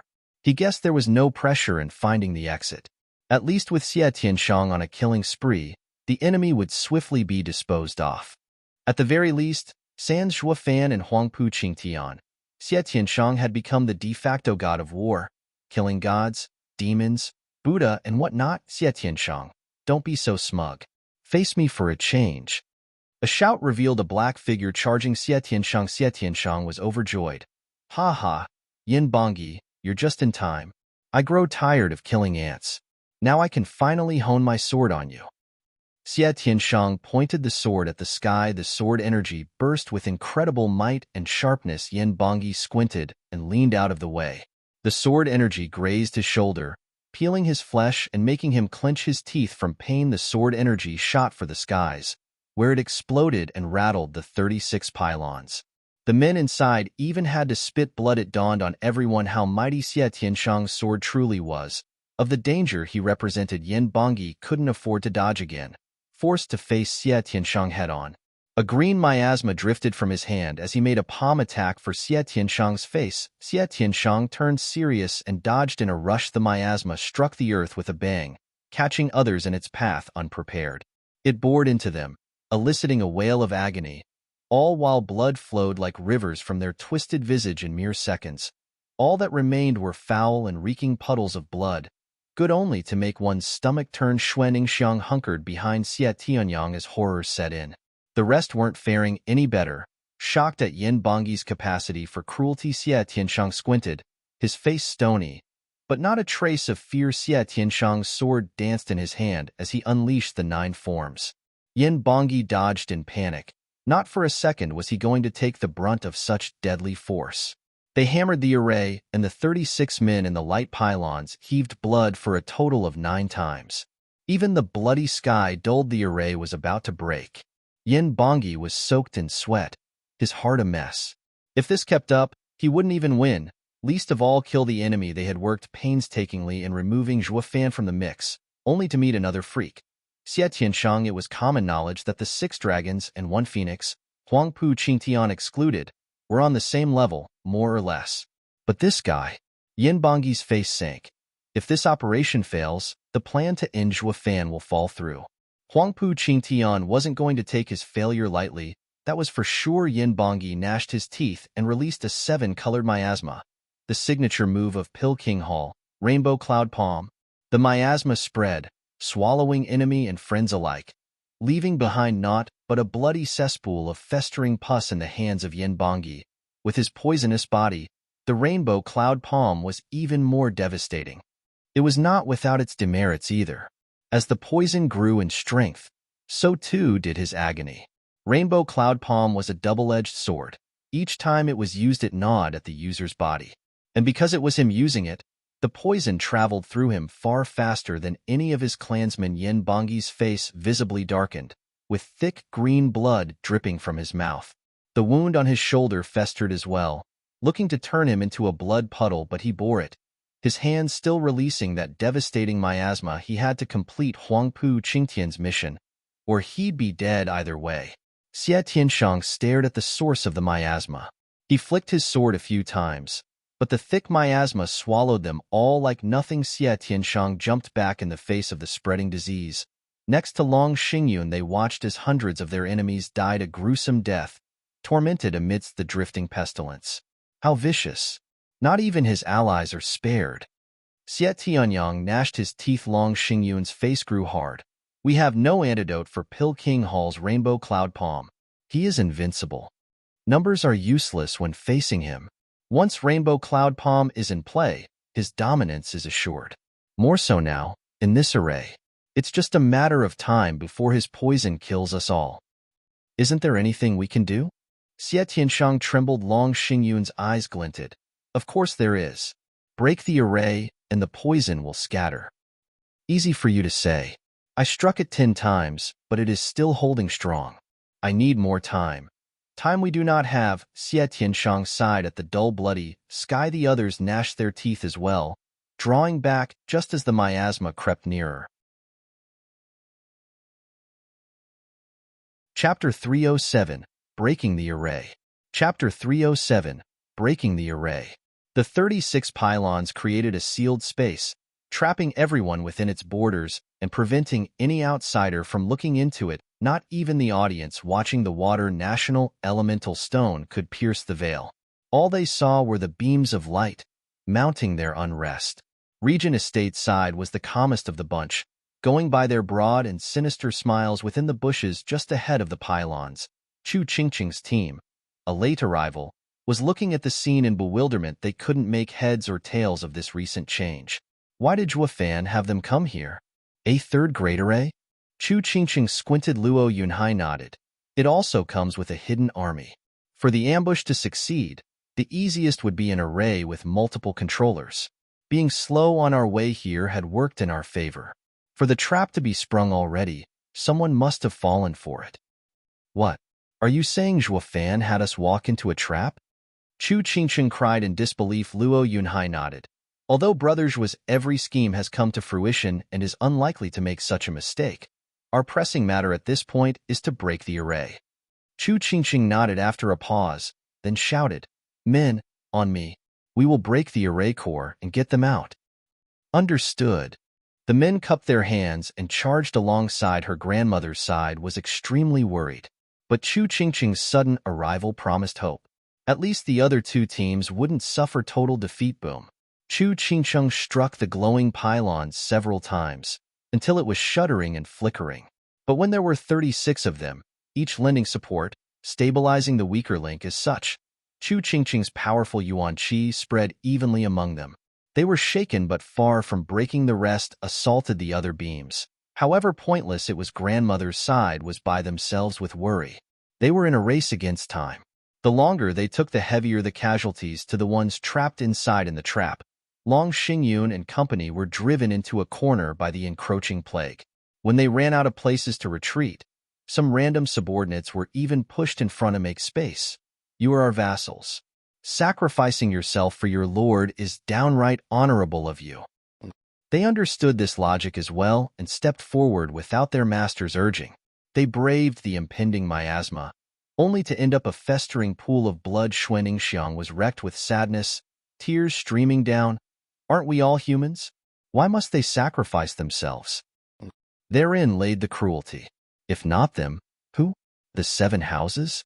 No matter how willing Long Xingyun and the rest were, which they weren't, the vassals would never accept it either. It was easy to guess why. If they escaped this hell by the grace of their master's sacrifice, what future would their clans have? Extermination. So while this act looked quite virtuous and dauntless on the surface, at its core it all came down to saving their bloodlines. And who knew if their masters in their infinite mercy would perhaps look kindly upon their clans? The stream of sacrifices was endless, but the miasma forced them into a corner, with no way out. Long Xingyun turned glum. He turned to the dozen scattered men with a heavy heart. Any further sacrifices are pointless. It will hardly give us more room. Will we find our end here? His words made others lower their heads in grief. The earth, soaked in blood, only added to their sadness. Thousands of people came here, only to end up with barely enough to count on 2 hands. They couldn't deny their fate. certain to end up another bloody smear on the ground, joining the others. Oh, the tragedy. Boom. The sky shook at the sudden sound, and the bloody images around them dimmed some more. In Long Xingyun's eyes a faint hope blossomed. Someone is attacking the array. Yes, but what good will it do? By the time the array is broken, we won't even have bones left. Xie Tianshang looked at the sky, somber and dejected. His words cut at the others' expectation. At their hope, Long Xingyun waved him off. Don't say that. They might succeed. Long Xingyun patted the shoulder of the man next to him. Brother, what clan are you? For how long have you served the Veiled Dragon Pavilion? Chun clan from Tenebris City. 150 years ago, we swore fealty to the Veiled Dragon Pavilion. His sunken face revealed he understood Long Xingyun's meaning. He bowed. I wish the eldest young master would look after my clan. You have followed my house for so long, and today's sacrifice won't be in vain. I, Long Xingyun, will never forget your devotion. Long Xingyun nodded gravely. The man's jaw was set, his eyes firm, and he charged at the miasma. Yet he barely touched it, and the poison was already gnawing at his flesh. Everyone watched as his blood soaked the ground in a matter of seconds. Xuan Xiang wailed, burying her head in Xie Tianyang's shoulder. Xie Tianyang sighed and patted her hand in consolation. It came as no surprise to him, not how often he saw the 7 houses abuse their privilege. Long Xingyun stood cheerful in the freshly emptied spot. His calm face begged the question, did he even bother to remember the man's clan's name? Well, since someone was bashing the array, hope slipped into his heart. A second ago he wasn't intent on making more senseless sacrifices, not when they were doomed to die together. But now, even if he were to die, he'd make damn sure he was going to be last. What if he lived? Chu Qingsheng and her men had struck the pylons of light dozens of times now without any result, each failure mounting their worry. Grandmother was sweating as well, while Xie Xiaofeng and Long Yifei, fearful of their son's fate, were devastated. No one there was more disturbed than them. Dugujantian stood straight like a blade among them, eyes fixed on the image in silent worry. Dugalin muttered, Marshal, this 36 heavenly stars array. Stop, Yunhai should know a way. Dugu Zhantian waved his hand, his eyes confident. The tigers nodded, watching the young man in the national elemental stone with a smile. Luo Yunhai scrutinized the array and said, Edifice Lord Chu, the 36 heavenly stars array is laid in accordance with the 36 stars of the Big Dipper. If one holds, they all do. If one crumbles, they all collapse. Only by attacking the life gate will we tear the death gate open and break the array. You have a way? Chu Qingqing asked. Luo Yunhai nodded. This array is commonly used in the army. I've followed the Godfather for 2 years to learn about this array, and ask Edifice Lord Chu to lend me all authority. Done. Chu Qingqing agreed on the spot. Luo Yunhai turned solemn and shouted, Listen all of you. Dong Tianba, take 300 men and attack the life gate in the center west. Xiao Dandan, take 300 men and attack the second death gate in the east. The rest will be with me in attacking the seal gate. The men set off at once like dragons. The 3 teams started raining havoc on the 36 pylons of light. When Dong Tianba attacked the light pylons at the life gate, he sent a ripple to the other beams. Then Xiao Dandan and Luo Yunhai's teams attacked their own targets and things, changed the other 2 ripples, prevented the first from spreading to the other pylons. The 3 ripples converged onto a single pylon, stopping it from letting the others share the load. Soon, the man inside the pylon cried out, and as the pylon vanished, the man blew to pieces. The 36 light pylons had lost their balance, and they could no longer support each other. Dugujantian laughed. Nice. The kid didn't waste the 2 years he was next to me. The 4 tigers of Tianyu nodded in pride. They were the ones who brought up this younger brother with them, and seeing him make a name for himself in the esoteric debate filled them with glee and pride. Grandmother's side nodded, glad as well. Who'd have thought the Luo clan didn't just have creepy Zhuo fan worthy of notice, but the young clan had as well? Surely not them. What surprised them the most were Zhuo fan's decisions. They all knew who brought Luo Yunhai into the limelight, Zhuo fan. With Zhuo fan always taking the lead in schemes and battles, the third-rate clan's kid would hardly show his face, would hardly prove his worth of being under Dugujantian's care. Chu Qingcheng was glad inside. Happy this array that had many of them vexed over popped open with a little effort from Luo Yunhai. Luo Yunhai didn't let this minor success cloud his judgment. The viewing gate is open. Attack the pain gate. Understood. The men responded, filled with zeal. Regent Estate's side turned glum, with only Lung Wucheng ever sporting that faint mystifying smile. Ha ha ha, it's of no consequence. Chapter 308, The Real Target is Her. Chapter 308, The Real Target is Her. Boom. Booms sounded everywhere as Luo Yunhai commanded his 3 teams left and right. The 36 pylons of light were reduced to 26 in a matter of seconds. The others were stunned, cheering for the Luo clan. Their young master had grown up at last. He will make a fine clan head. When half of the pylons crumbled, the array formation was constantly shuddering from the strain. 18 pylons were hardly enough to sustain such a large array. Luo Yunhai shouted, "Fall back." They all rushed away, but some were too slow in their retreat, and the exploding array engulfed them. Boom. The force of the blast smashed into the surroundings, while the unfortunate few who got caught in it were sent everywhere in pieces. Robbed of life before they could utter even a whimper, the lucky survivors saw before them a foul, thick mist.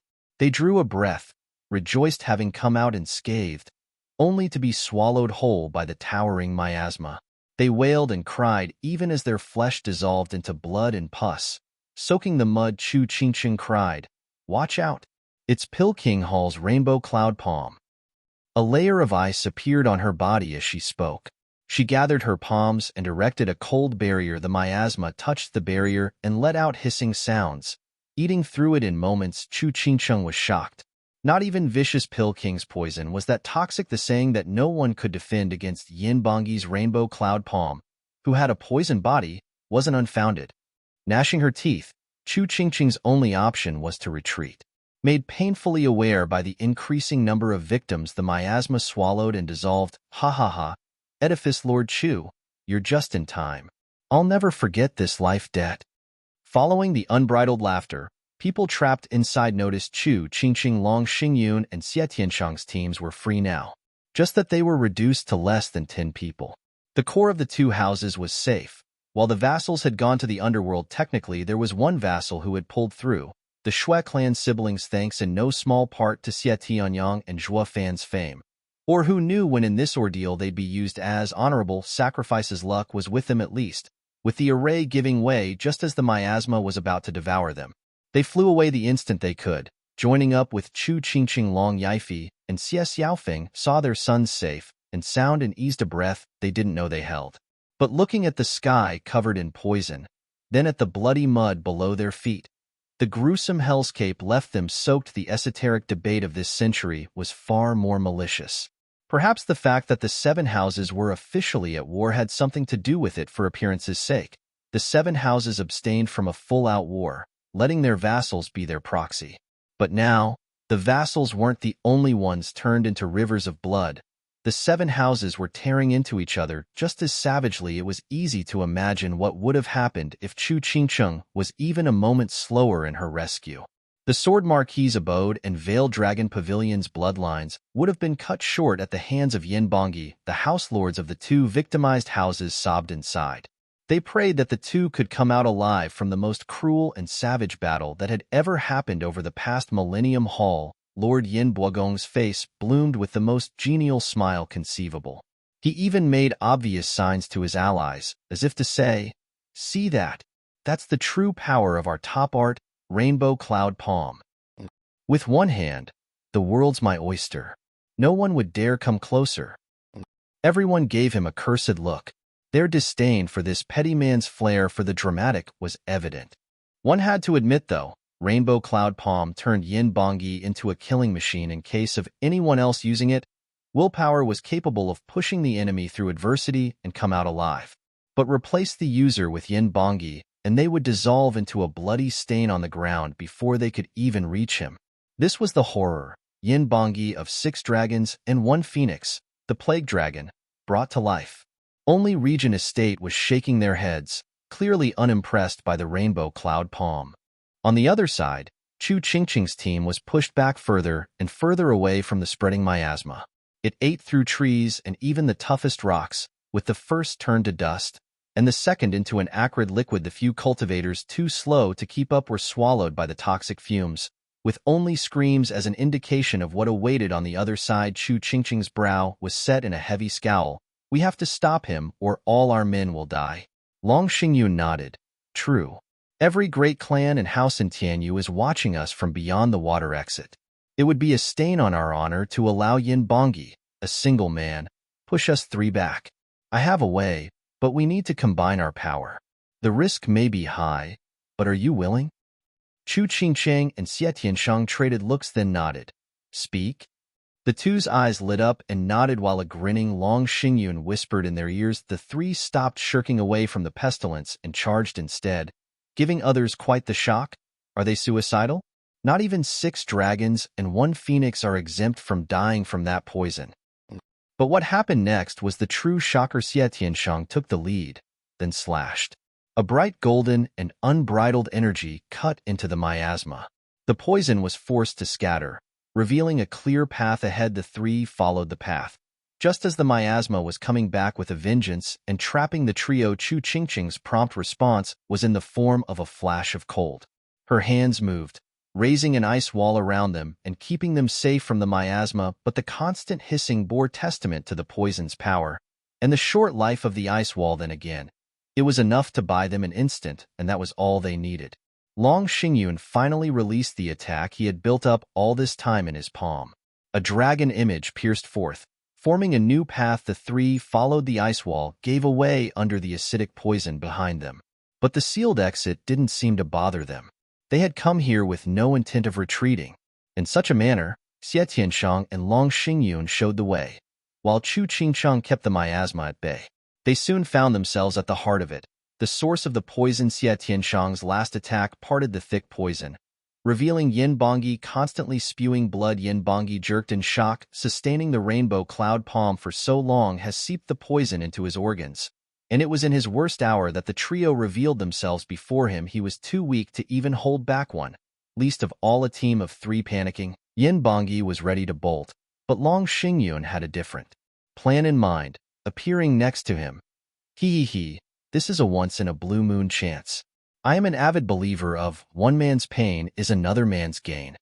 Snickering, Long Xingyun struck boom. The palm attack sent the defenseless Yin Bongi tumbling through the air. He was heavily wounded. The moment he flew was also the moment the miasma vanished. The 3 surrounded the wheezing Yin Bongi, noticing the glee in each other's eyes. Hall Lord Yin Bagong raved, despicable and shameless bunch. All he got from the crowd was contempt. This is a house war. You call 3 on 1 unfair? What about Yin Bongi's army outnumbering others, 5 to 1 just moments ago? Yin Bagong noticed his slip of the tongue and went red. Grandmother and Long Yifi were ecstatic. But a peek at Regent Estate's unfazed reactions sank their moods. Just what are they up to? Then, Chu Qingqing's raging caught their attention. Yin Bongi, you have no respect for human life. Not an ounce of mercy to be using such foul art. You deserve death. The earth soaked in blood was testament to the thousands of lives his pestilence had reaped. Chu Qingcheng couldn't stop herself from cursing the weakened Yin Bongi. Long Xingyun waved her off. Ha ha ha, Edifice Lord Chu, don't be upset. Capturing Pilking Hall's Yin Bongi makes all those thousands of sacrifices worth it. Not to mention that most of the deaths were from his side. This is clearly a worthy victory. Ha ha ha. Chu Qingcheng and the other women snorted at his laughter. You're saying that in war, it will all be fine as long as their side has the higher casualties? Do their lives mean nothing? Are all men that cold-blooded? They only dared complain in their hearts, having understood now the cruelty of war.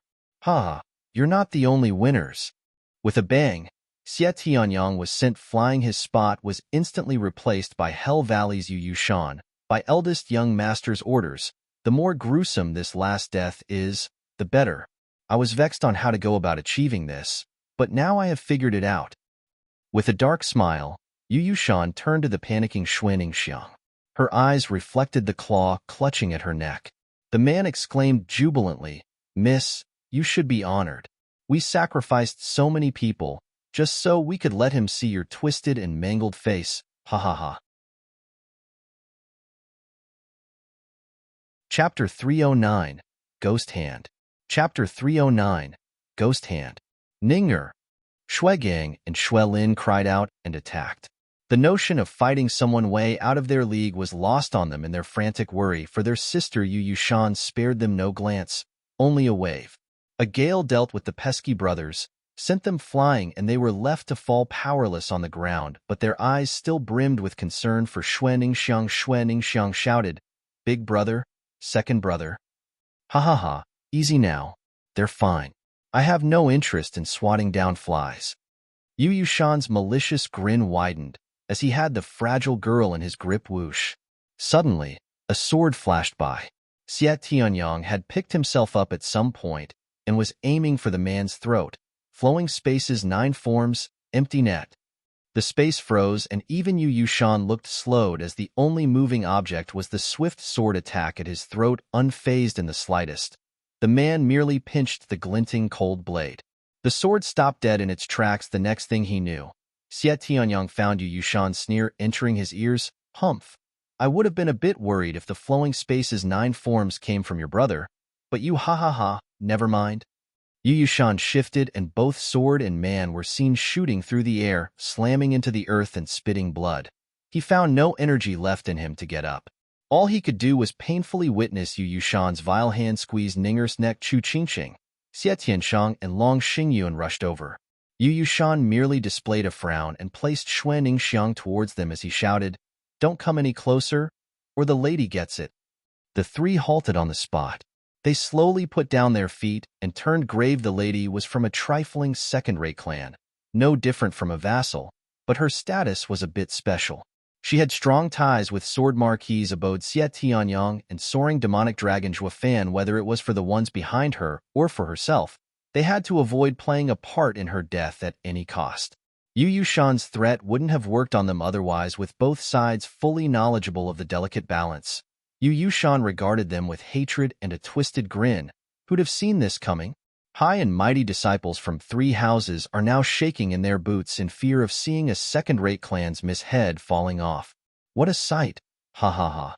Yu Yushan turned to the said miss with a raised eyebrow. "See that, my lady? They care for you so much. And the one who made it all possible is that man.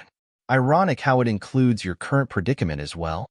If only he didn't exist, who among us would waste time to mind a small and insignificant lady?" Xuaningxiang gnashed her teeth, knowing fully well who he was talking about. The 3 close by knew it too.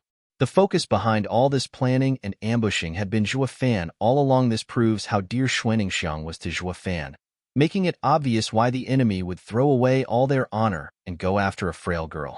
It all came down to dealing with Zhuofan, all the more reason why the trio couldn't be hasty, lest they find themselves short of Xuaningxiang. And with an enraged Zhuofan breathing down their necks, the 3 gave each other a hidden nod, being overt as they looked for a chance. Yu Yushan was one of 6 dragons and 1 phoenix after all, so how could he leave an opening for the 3 to exploit? The scene turned into a standstill, with neither side moving on the other. The audience beyond the water exit were shocked by the sudden development. A mere second-rate clan's miss was Zhuofan, and the other's weakness? Go figure. Luo Yunchang clenched her fists, worried sick. She had long been made aware of Ning'er's importance to Zhuofan. Neither she nor Chu Qingsheng could reach the same place as that girl in Zhuofan's heart. She refrained from waking Zhuofan to this realization out of worry and fear. Fear that Zhuofan would further distance himself from her. It had reached such a point where, before the final battle, Zhuofan's heart was a mess. He kept flipping out, yet never could find the root of the problem, blaming it all on his restless mind. Only Luo Yunchang knew this was jealousy over Ning'er and Xie Tianyang seeing each other every day. With Zhuofan's one-track mind for cultivation alone, his knowledge about love and anything skirting around the subject was a huge void. Without knowing what caused such deep unrest within him, he chose to force himself to be stone cold. His mind had found peace, but all he did was stop the flood by building a dam around it, and once that dam cracked, the surging tide would consume him. Luo Yunchang could practically see Zhuofan's pained face. She turned to the trapped Xuaningxiang, praying for her safety. "Ning'er, you must survive, or Zhuofan will go mad." Among all viewers, the only ones who truly cared for Xuaningxiang were her father and grandfather. Seeing their daughter and grandchild in the hands of Yu Yushan robbed them of their breath. Their hearts were about to break. Why has the kind and cheerful Ninger met with such disaster? Zhuge Changfeng took everything in with a glint in his eye. Sir Long, is this the fatal weakness you've been mentioning? Ha ha ha, Prime Minister. I have conducted a thorough observation, and that girl is Zhua Fan's biggest worry. He might not even realize it himself. Lung Wucheng smiled. Zhuge Changfeng raised an eyebrow. How did Sir Long find out then, if even he doesn't know? Ha ha ha, simple. A man will always reveal what he yearns for without even realizing it. When Zhua Fan first came to Dragon Cloud City, he and our eldest young master clashed. That time he saved 2 women. One was the Luo clan's young miss, while the other was the Shui girl. That was all it took? Zhuge Changfeng smiled. Long Wucheng shook his head. It wouldn't have been that simple, but his eyes naturally drifted to the Shui girl. It begged the question, if he would ignore even the safety of his clan's young miss, and since he's only interested in the other girl, what place does she hold in his heart? Also, on the fighting stage, when Zhua Fan was taken by his awe-inspiring first victory, who was it that he won of first? Ha ha ha. When a man shows his heroic side, he wants to share it. Not with his drinking buddies, but with the woman he loves. These are all subconscious actions, but also the ones that betrayed his heart the most. Zhuge Changfeng nodded in understanding. Sir Long is truly perceptive. From just 2 encounters you have grasped the kid's weakness. I have to say that I'm impressed. You're far too kind. I don't deserve it. The Prime Minister's wisdom is matchless. I dare not compare. I have never been able to see through the Prime Minister's thoughts, not one bit. Lung Wucheng gave a half bow in respect. But the way he was looking at Zhuge Changfeng in the eye, it was more akin to a challenge. With a glint in Zhuge Changfeng's eyes, the old man laughed. Sir Long is interested in me as well? Am I to assume I am your next target? How can that be? I'd never dare do that to you, Prime Minister. Lung Wucheng shook his head. Zhuge Changfeng gave a cold smile in return, not minding it. I don't mind playing a round or 2 once Sir Long has dealt with that monkey. Shuddering, Lung Wucheng's eyes shined with battle spirit of Tianyu's 3 great minds. He had always been second to Zhuge Changfeng. He now had the chance to face the man, and although he was somewhat uncertain, the excitement prevailed. Every man with power would do anything to fight for the title of number 1 in the world, unwanted contriver included. On the other side, Yu Yushan saw the trio unmoving and turned to the frightened Xuan Xiang. Girl, that OL poisoner wanted to dissolve you into a bloody smear on the ground for that kid. But I found such a revenge lackluster and figured out a much better way. You wish. Big Brother Zhuo will definitely save me. Xuan Xiang struggled as she cursed, her hand tracing the thunder ring each time the thunder ring flickered. Zhuo Fan was bound to swoop in and carry her from the jaws of danger. Big Brother Zhuo. Her heart cried those 3 little words. Absolutely convinced of her delusional fairy tale, Xie Tianyang gnashed his teeth, crawling forth to save his love. He didn't go far, once again taken by weakness. Only his bloodshot eyes never left Yu Yushan, wishing nothing more than to devour him, shaking his head. Yu Yushan ignored his surroundings and enjoyed making the last squirm. Girl, your man won't come. While we ambushed you, he was going to Huangpu Qingtian to fight over the 4th brimming sacred pill.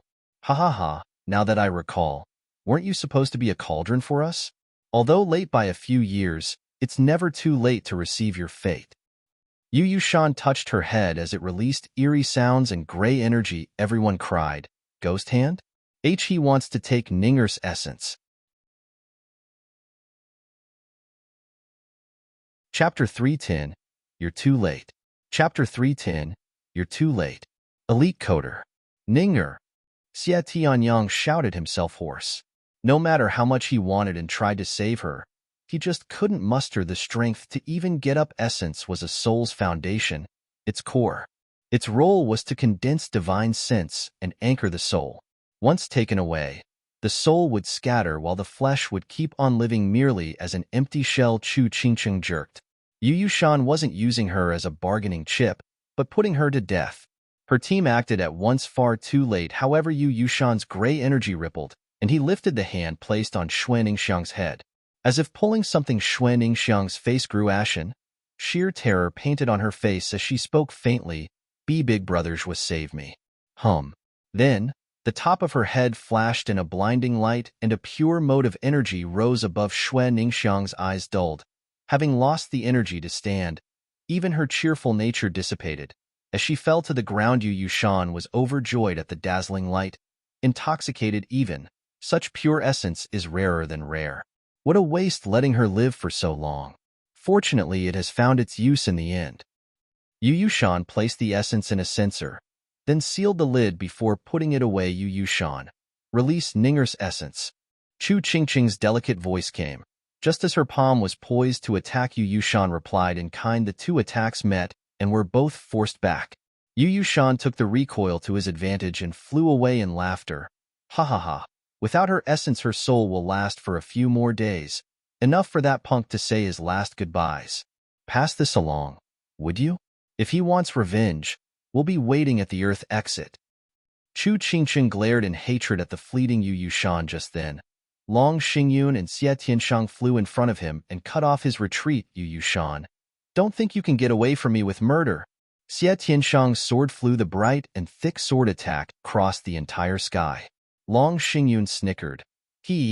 Now that you're here, don't even think about leaving. Boom. The incredible sword and palm attacks startled Yu Yushan. With 2 against 1, 6 dragons and 1 phoenix at that, he had no hope of escaping. In his desperation, he released his spirit animal to take the brunt as he escaped. Pa. The scorching eagle was struck as it was still making sense of its surroundings. The 2 profound heaven experts' attacks weren't that threatening, but the eagle still cried in pain. It turned its head dumbfounded. Where's Master? He had let him out, but there was no sight of him. Xie Tianshang and Long Xingyun were stunned. He is lower than vermin. To even use a 5th-level spiritual beast to cover his ass, he is scum. But we'd be far worse if we wouldn't accept this sacrifice. Xie Tianshang and Long Xingyun smiled coldly and attacked the spirit animal. The duo released their own beasts to attack Yu Yushan's beast and put it down for good. The scorching eagle was devastated. What the hell? Can someone please tell me what is going on? Why am I suddenly in a deadly situation? No one cared enough to enlighten the beast. The 2 beasts and their masters surrounded it. They beat it into submission in tears, turning it into spoils of war. The fleeting Yu Yushan sighed and cried. Sorry, partner. Everything is for the mission. Brother Yu, wait. A panicked cry reached him. Yu Yushan found Yin Bongi next to him. Oh well, poisoner. How did you escape? Yu Yushan was stunned, smiling at his fortune. Yin Bongi said, It's thanks to you distracting them. I slipped away after taking a pill. If I had known, I wouldn't have used my spirit animal. Oh, and why didn't you take out your own spirit animal to save me? Yin Bongi smirked. Sure, and what good would 3 men and 3 beasts do against 1 man and 2 beasts? It would only end up sacrificed like your own in the end. Faltering, Yu Yushan's face twitched. This is our mission, not mine alone. He had lost the most in this. Yin Bongi was quite hurt as well, yet pleased as punch, ready for his reward. Yu Yushan's anger only rose back to Long Xingyun. The man and beast team clobbered the scorching eagle down to its last breath, then placed it in his ring. Only then they flew to provide help to Xie Tianyang and others. Chu Qingqing's girls helped Xue Ningxiang up, but her dead eyes and fading life force left them in grief. Chu Qingqing's eyes teared and placed a hand on her head. Dong Xiaowan cried, Edifice Lord Chu, what are you doing? With Lady Ninger's essence taken, her mind is in chaos and her soul is about to scatter. The agony is no different from having one's marrow pierced by 1,000 needles. The pain is enough to harm the soul. It's better to release her from the torment. Chu Qingqing gnashed her teeth, her heart bleeding at the injustice. Dong Xiaowan was stunned. She looked away as tears streamed down. The Xue clan and Xie Tianyang weren't by Ninger's side, but the words cut them deep. Still, they hoped to save Ninger, even if it was a flimsy hope. But none wanted to put her through such torment. Only Lung Wucheng nodded. Not a bad way to die. At least better than muddying the ground with blood. Yu Yushan showed quite the initiative in this mission. Huangpu Tianyuan smiled. Ninger, please don't blame me. Looking at Xue Ningxiang's pale face, Chu Qingqing's palm was ready to strike. But then, Chu Qingqing looked stunned as Xue Ningxiang's dainty hand stopped her with barely any strength left in her. Even with her eyes dull, she still held on to the last bit of energy, holding back the attack. A deflated and weak smile graced her lips. Edifice Lord Chu, please give me more time. I want to see Big Brother Zhuo one last time. Chu Qingqing's words were stuck in her throat. She knew the pain of having one's soul scattered, but nonetheless, Ning'er wished to wait for Zhuo Fan. As a woman, especially a woman who loved the same man she did, Chu Qingqing's heart was in such pain that she turned around. Xuaningxiang gave a faint smile. Thank you. Once Xuaningxiang and the Shui brothers recovered enough with the help of pills, they rushed to Xuaningxiang's side. The pale face and increasingly weakened figure filled them with sorrow. Xie Tianyang wanted to go get her essence back, but Xie Tianshang held him back. The other side had Huangpu Qingtian, and neither of them were his match. Xie Tianshang may be a martial fanatic, but he knew his limits. Before they could do anything else, however, they had to wait for Zhuo Fan and discuss it. But even after 2 days, Zhuo Fan was nowhere in sight. Xuaningxiang only got worse. At the brink of death, Xie Tianyang was always by her side. In tears in the afternoon of the 3rd day, Xuaningxiang and Xie Tianyang saw their thunder ring flashing. Xuaningxiang was moments away from passing, but her eyes shined and a smile appeared. He came. Boom! Lightning crashed and Zhuo Fan landed. He saw less than 1,000 men and his heart seized. He asked Chu Qingqing nervously, Is everyone all right? Their faces were dull and words had left them. Zhuo Fan's heart skipped a beat. Feeling the gravity of the situation, Xie Tianyang's bloodshot eyes turned to him, his voice laced with hatred. You're too late. Far too late. Zhuo Fan was taken aback seeing the brother he went through life and death with show such an expression. But then he noticed something and his lips quivered. How is Ning'er? Xie Tianyang only closed his eyes, but tears never stopped flowing. Zhuo Fan grew more nervous as he approached slowly with shaky legs. He didn't want to accept that because of him, Huangpu Qingtian had moved against Ning'er, a sweet and frail girl. As the sad and despondent people slowly made way to reveal a delicate figure, Zhuo Fan's mind was blown away, rooted on the spot. Chapter 311, Berserk. Chapter 311, Berserk. Elite Coder. Brother Zhuo, you're back? Xuaningxiang was so weak that her eyes were now dead voids, but she forced herself to show a smile, to ease everyone's minds. They all knew she wasn't long for this world. Zhuo Fan released his discerning field. He shook for a moment and gnashed his teeth. Ning'er's essence. Zhuo Fan's hands tightened. How long? Chu Qingqing spoke dully. 3 days. Taking a deep breath, Zhuo Fan closed his eyes. He felt something warm flowing down his face. Once essence left the body, it had to be returned in maximum 1 day for the person to be saved. With 3 days passing, even if he had the power to return it, he couldn't save her. Xuaningxiang understood his pain and smiled. Like everything would be all right. Big Brother Zhuo, you said you'd come for me 5 days later. You didn't lie to me. You came back. Xuaningxiang struggled to raise her hand, the thunder ring flickering on her finger. Big Brother Zhuo, you held our promise. Listening to her faint and concerned voice, Zhuo Fan still kept his eyes shut. He was afraid that after looking at her, he wouldn't be able to take it, his heart giving in to the flooding emotions. Then Zhuo Fan forced those impulses down, achieving calm. He opened his tranquil eyes, his voice plain. Ning'er, I was late. Big Brother Zhuo, it's all right. You weren't late. To me, today is the 5th day. Xuaningxiang said to him, Big Brother Zhuo, will you touch your ring to mine and fulfill our promise?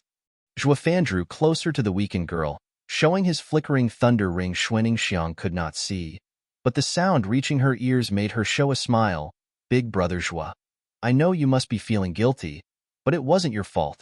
I believe you were just as taken by their schemes as we were by their ambush. I do not blame you. They even said they came to kill me for you. I am happy. This proves Big Brother Zhuo cares about me the most for them to pay attention to a girl like me. Tightening his hands, Zhuo Fan fell silent, but his eyes exploded in rage. Brother Tianyang, didn't you want to touch rings as well? What are you waiting for? I don't have much time.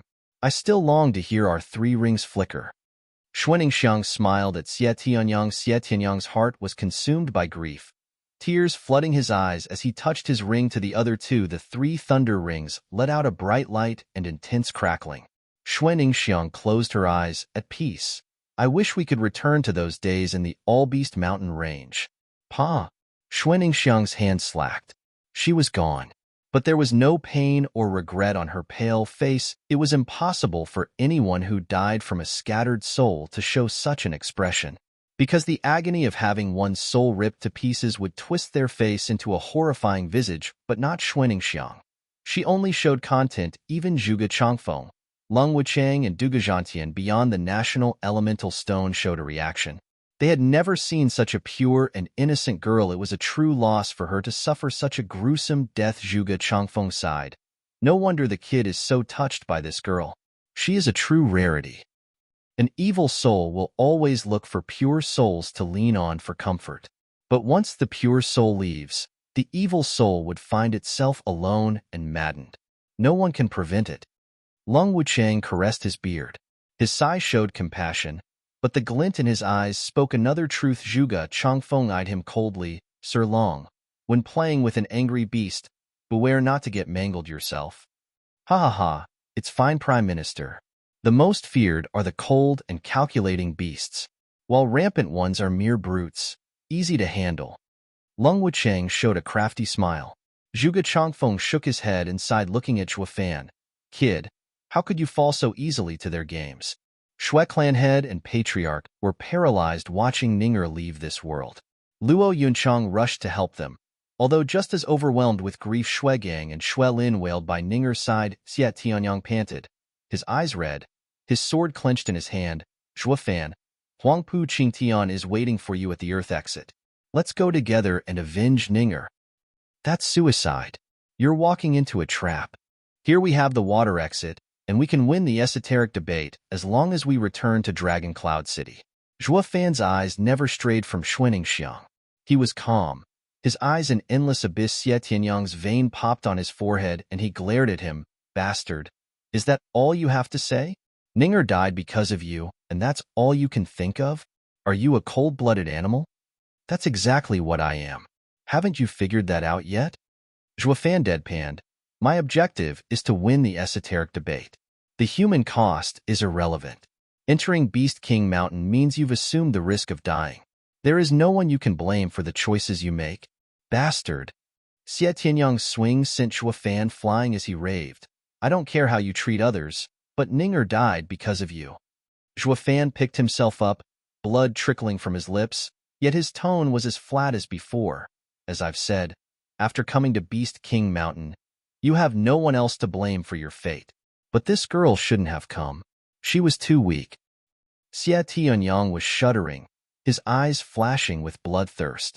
Chu Qingqing and her girls looked at Zhuofan with no little reproach and blame. Has this man become dead inside? How can he say such cruel things, now of all times? Long Xingyun was the only one who nodded. Brothers was right. The esoteric debate is fraught with danger, and no one can guarantee one's survival. The top priority is unchanged, to leave this place as soon as possible. Brother Zhua, I heard you snatched the fourth brimming sacred pill. Don't forget your brothers, and leave us one as well. I will. Zhuofan nodded. Whoosh. Xie Tianyang had had enough. His killing intent spiked, his eyes bloodshot, and his sword pierced for Zhuofan. Bastard. I knew this was all a diversion. You threw us along as bait while you went for the brimming sacred pill. You killed Ning'er. What? That's flowing space's 9 forms. Stop, Tianyang. Xie Tianshang cried for him in panic. For him to use flowing space's 9 forms on Zhuofan, he was fully intent on killing him. They were as close as brothers, so how did it come to this? He was too late. Xie Tianyang's attack shot for Zhuofan, who merely laid on the ground when the sword attack was upon him. A mere flash of golden light from his eye blinked it out of existence. He then popped behind Xie Tianyang and struck his neck. Boom. Xie Tianyang laid in a meter-wide hole. Out cold, the shock was palpable on everyone's faces. They knew of Zhuofan's power, but hearing about it and seeing it for themselves were two different things. The second young master of Sword Marquis's abode was dealt with in one blow. Xie Tianshang cupped his hands. Brother Zhua, please forgive my reckless brother. No need. We're leaving. Zhua Fan's hand flashed and 2 blue crystals sank into the water exits, grooved the water exit, then released a light pillar towards the heavens. Zhua Fan pointed. The array is open. Let's move. At Zhua Fan's invitation, Xie Tianshang and the others breathed easier. He carried his brother, while Shui Gang took his sister's body. They passed through the light and arrived in Dragon Cloud City.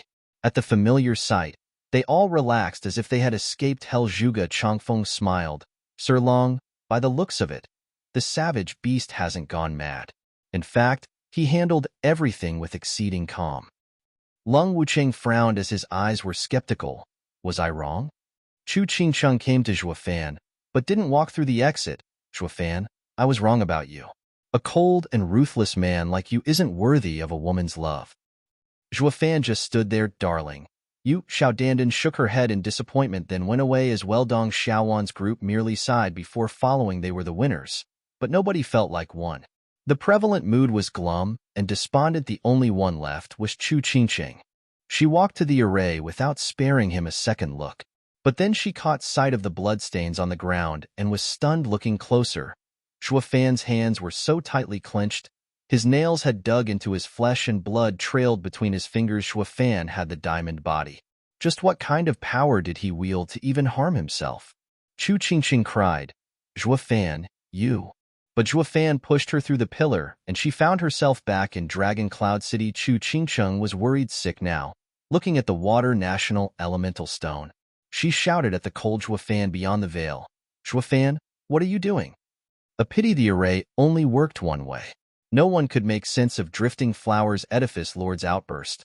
Why was she so distraught? It was soon made clear, however. Zhua Fan pulled the keys and threw them away. His bloody hands spread, his body shivered, his eyes were bloodshot as lightning crackled. All that was heard was his roar, Ninger. The rage had been held back long enough, and it now consumed his mind.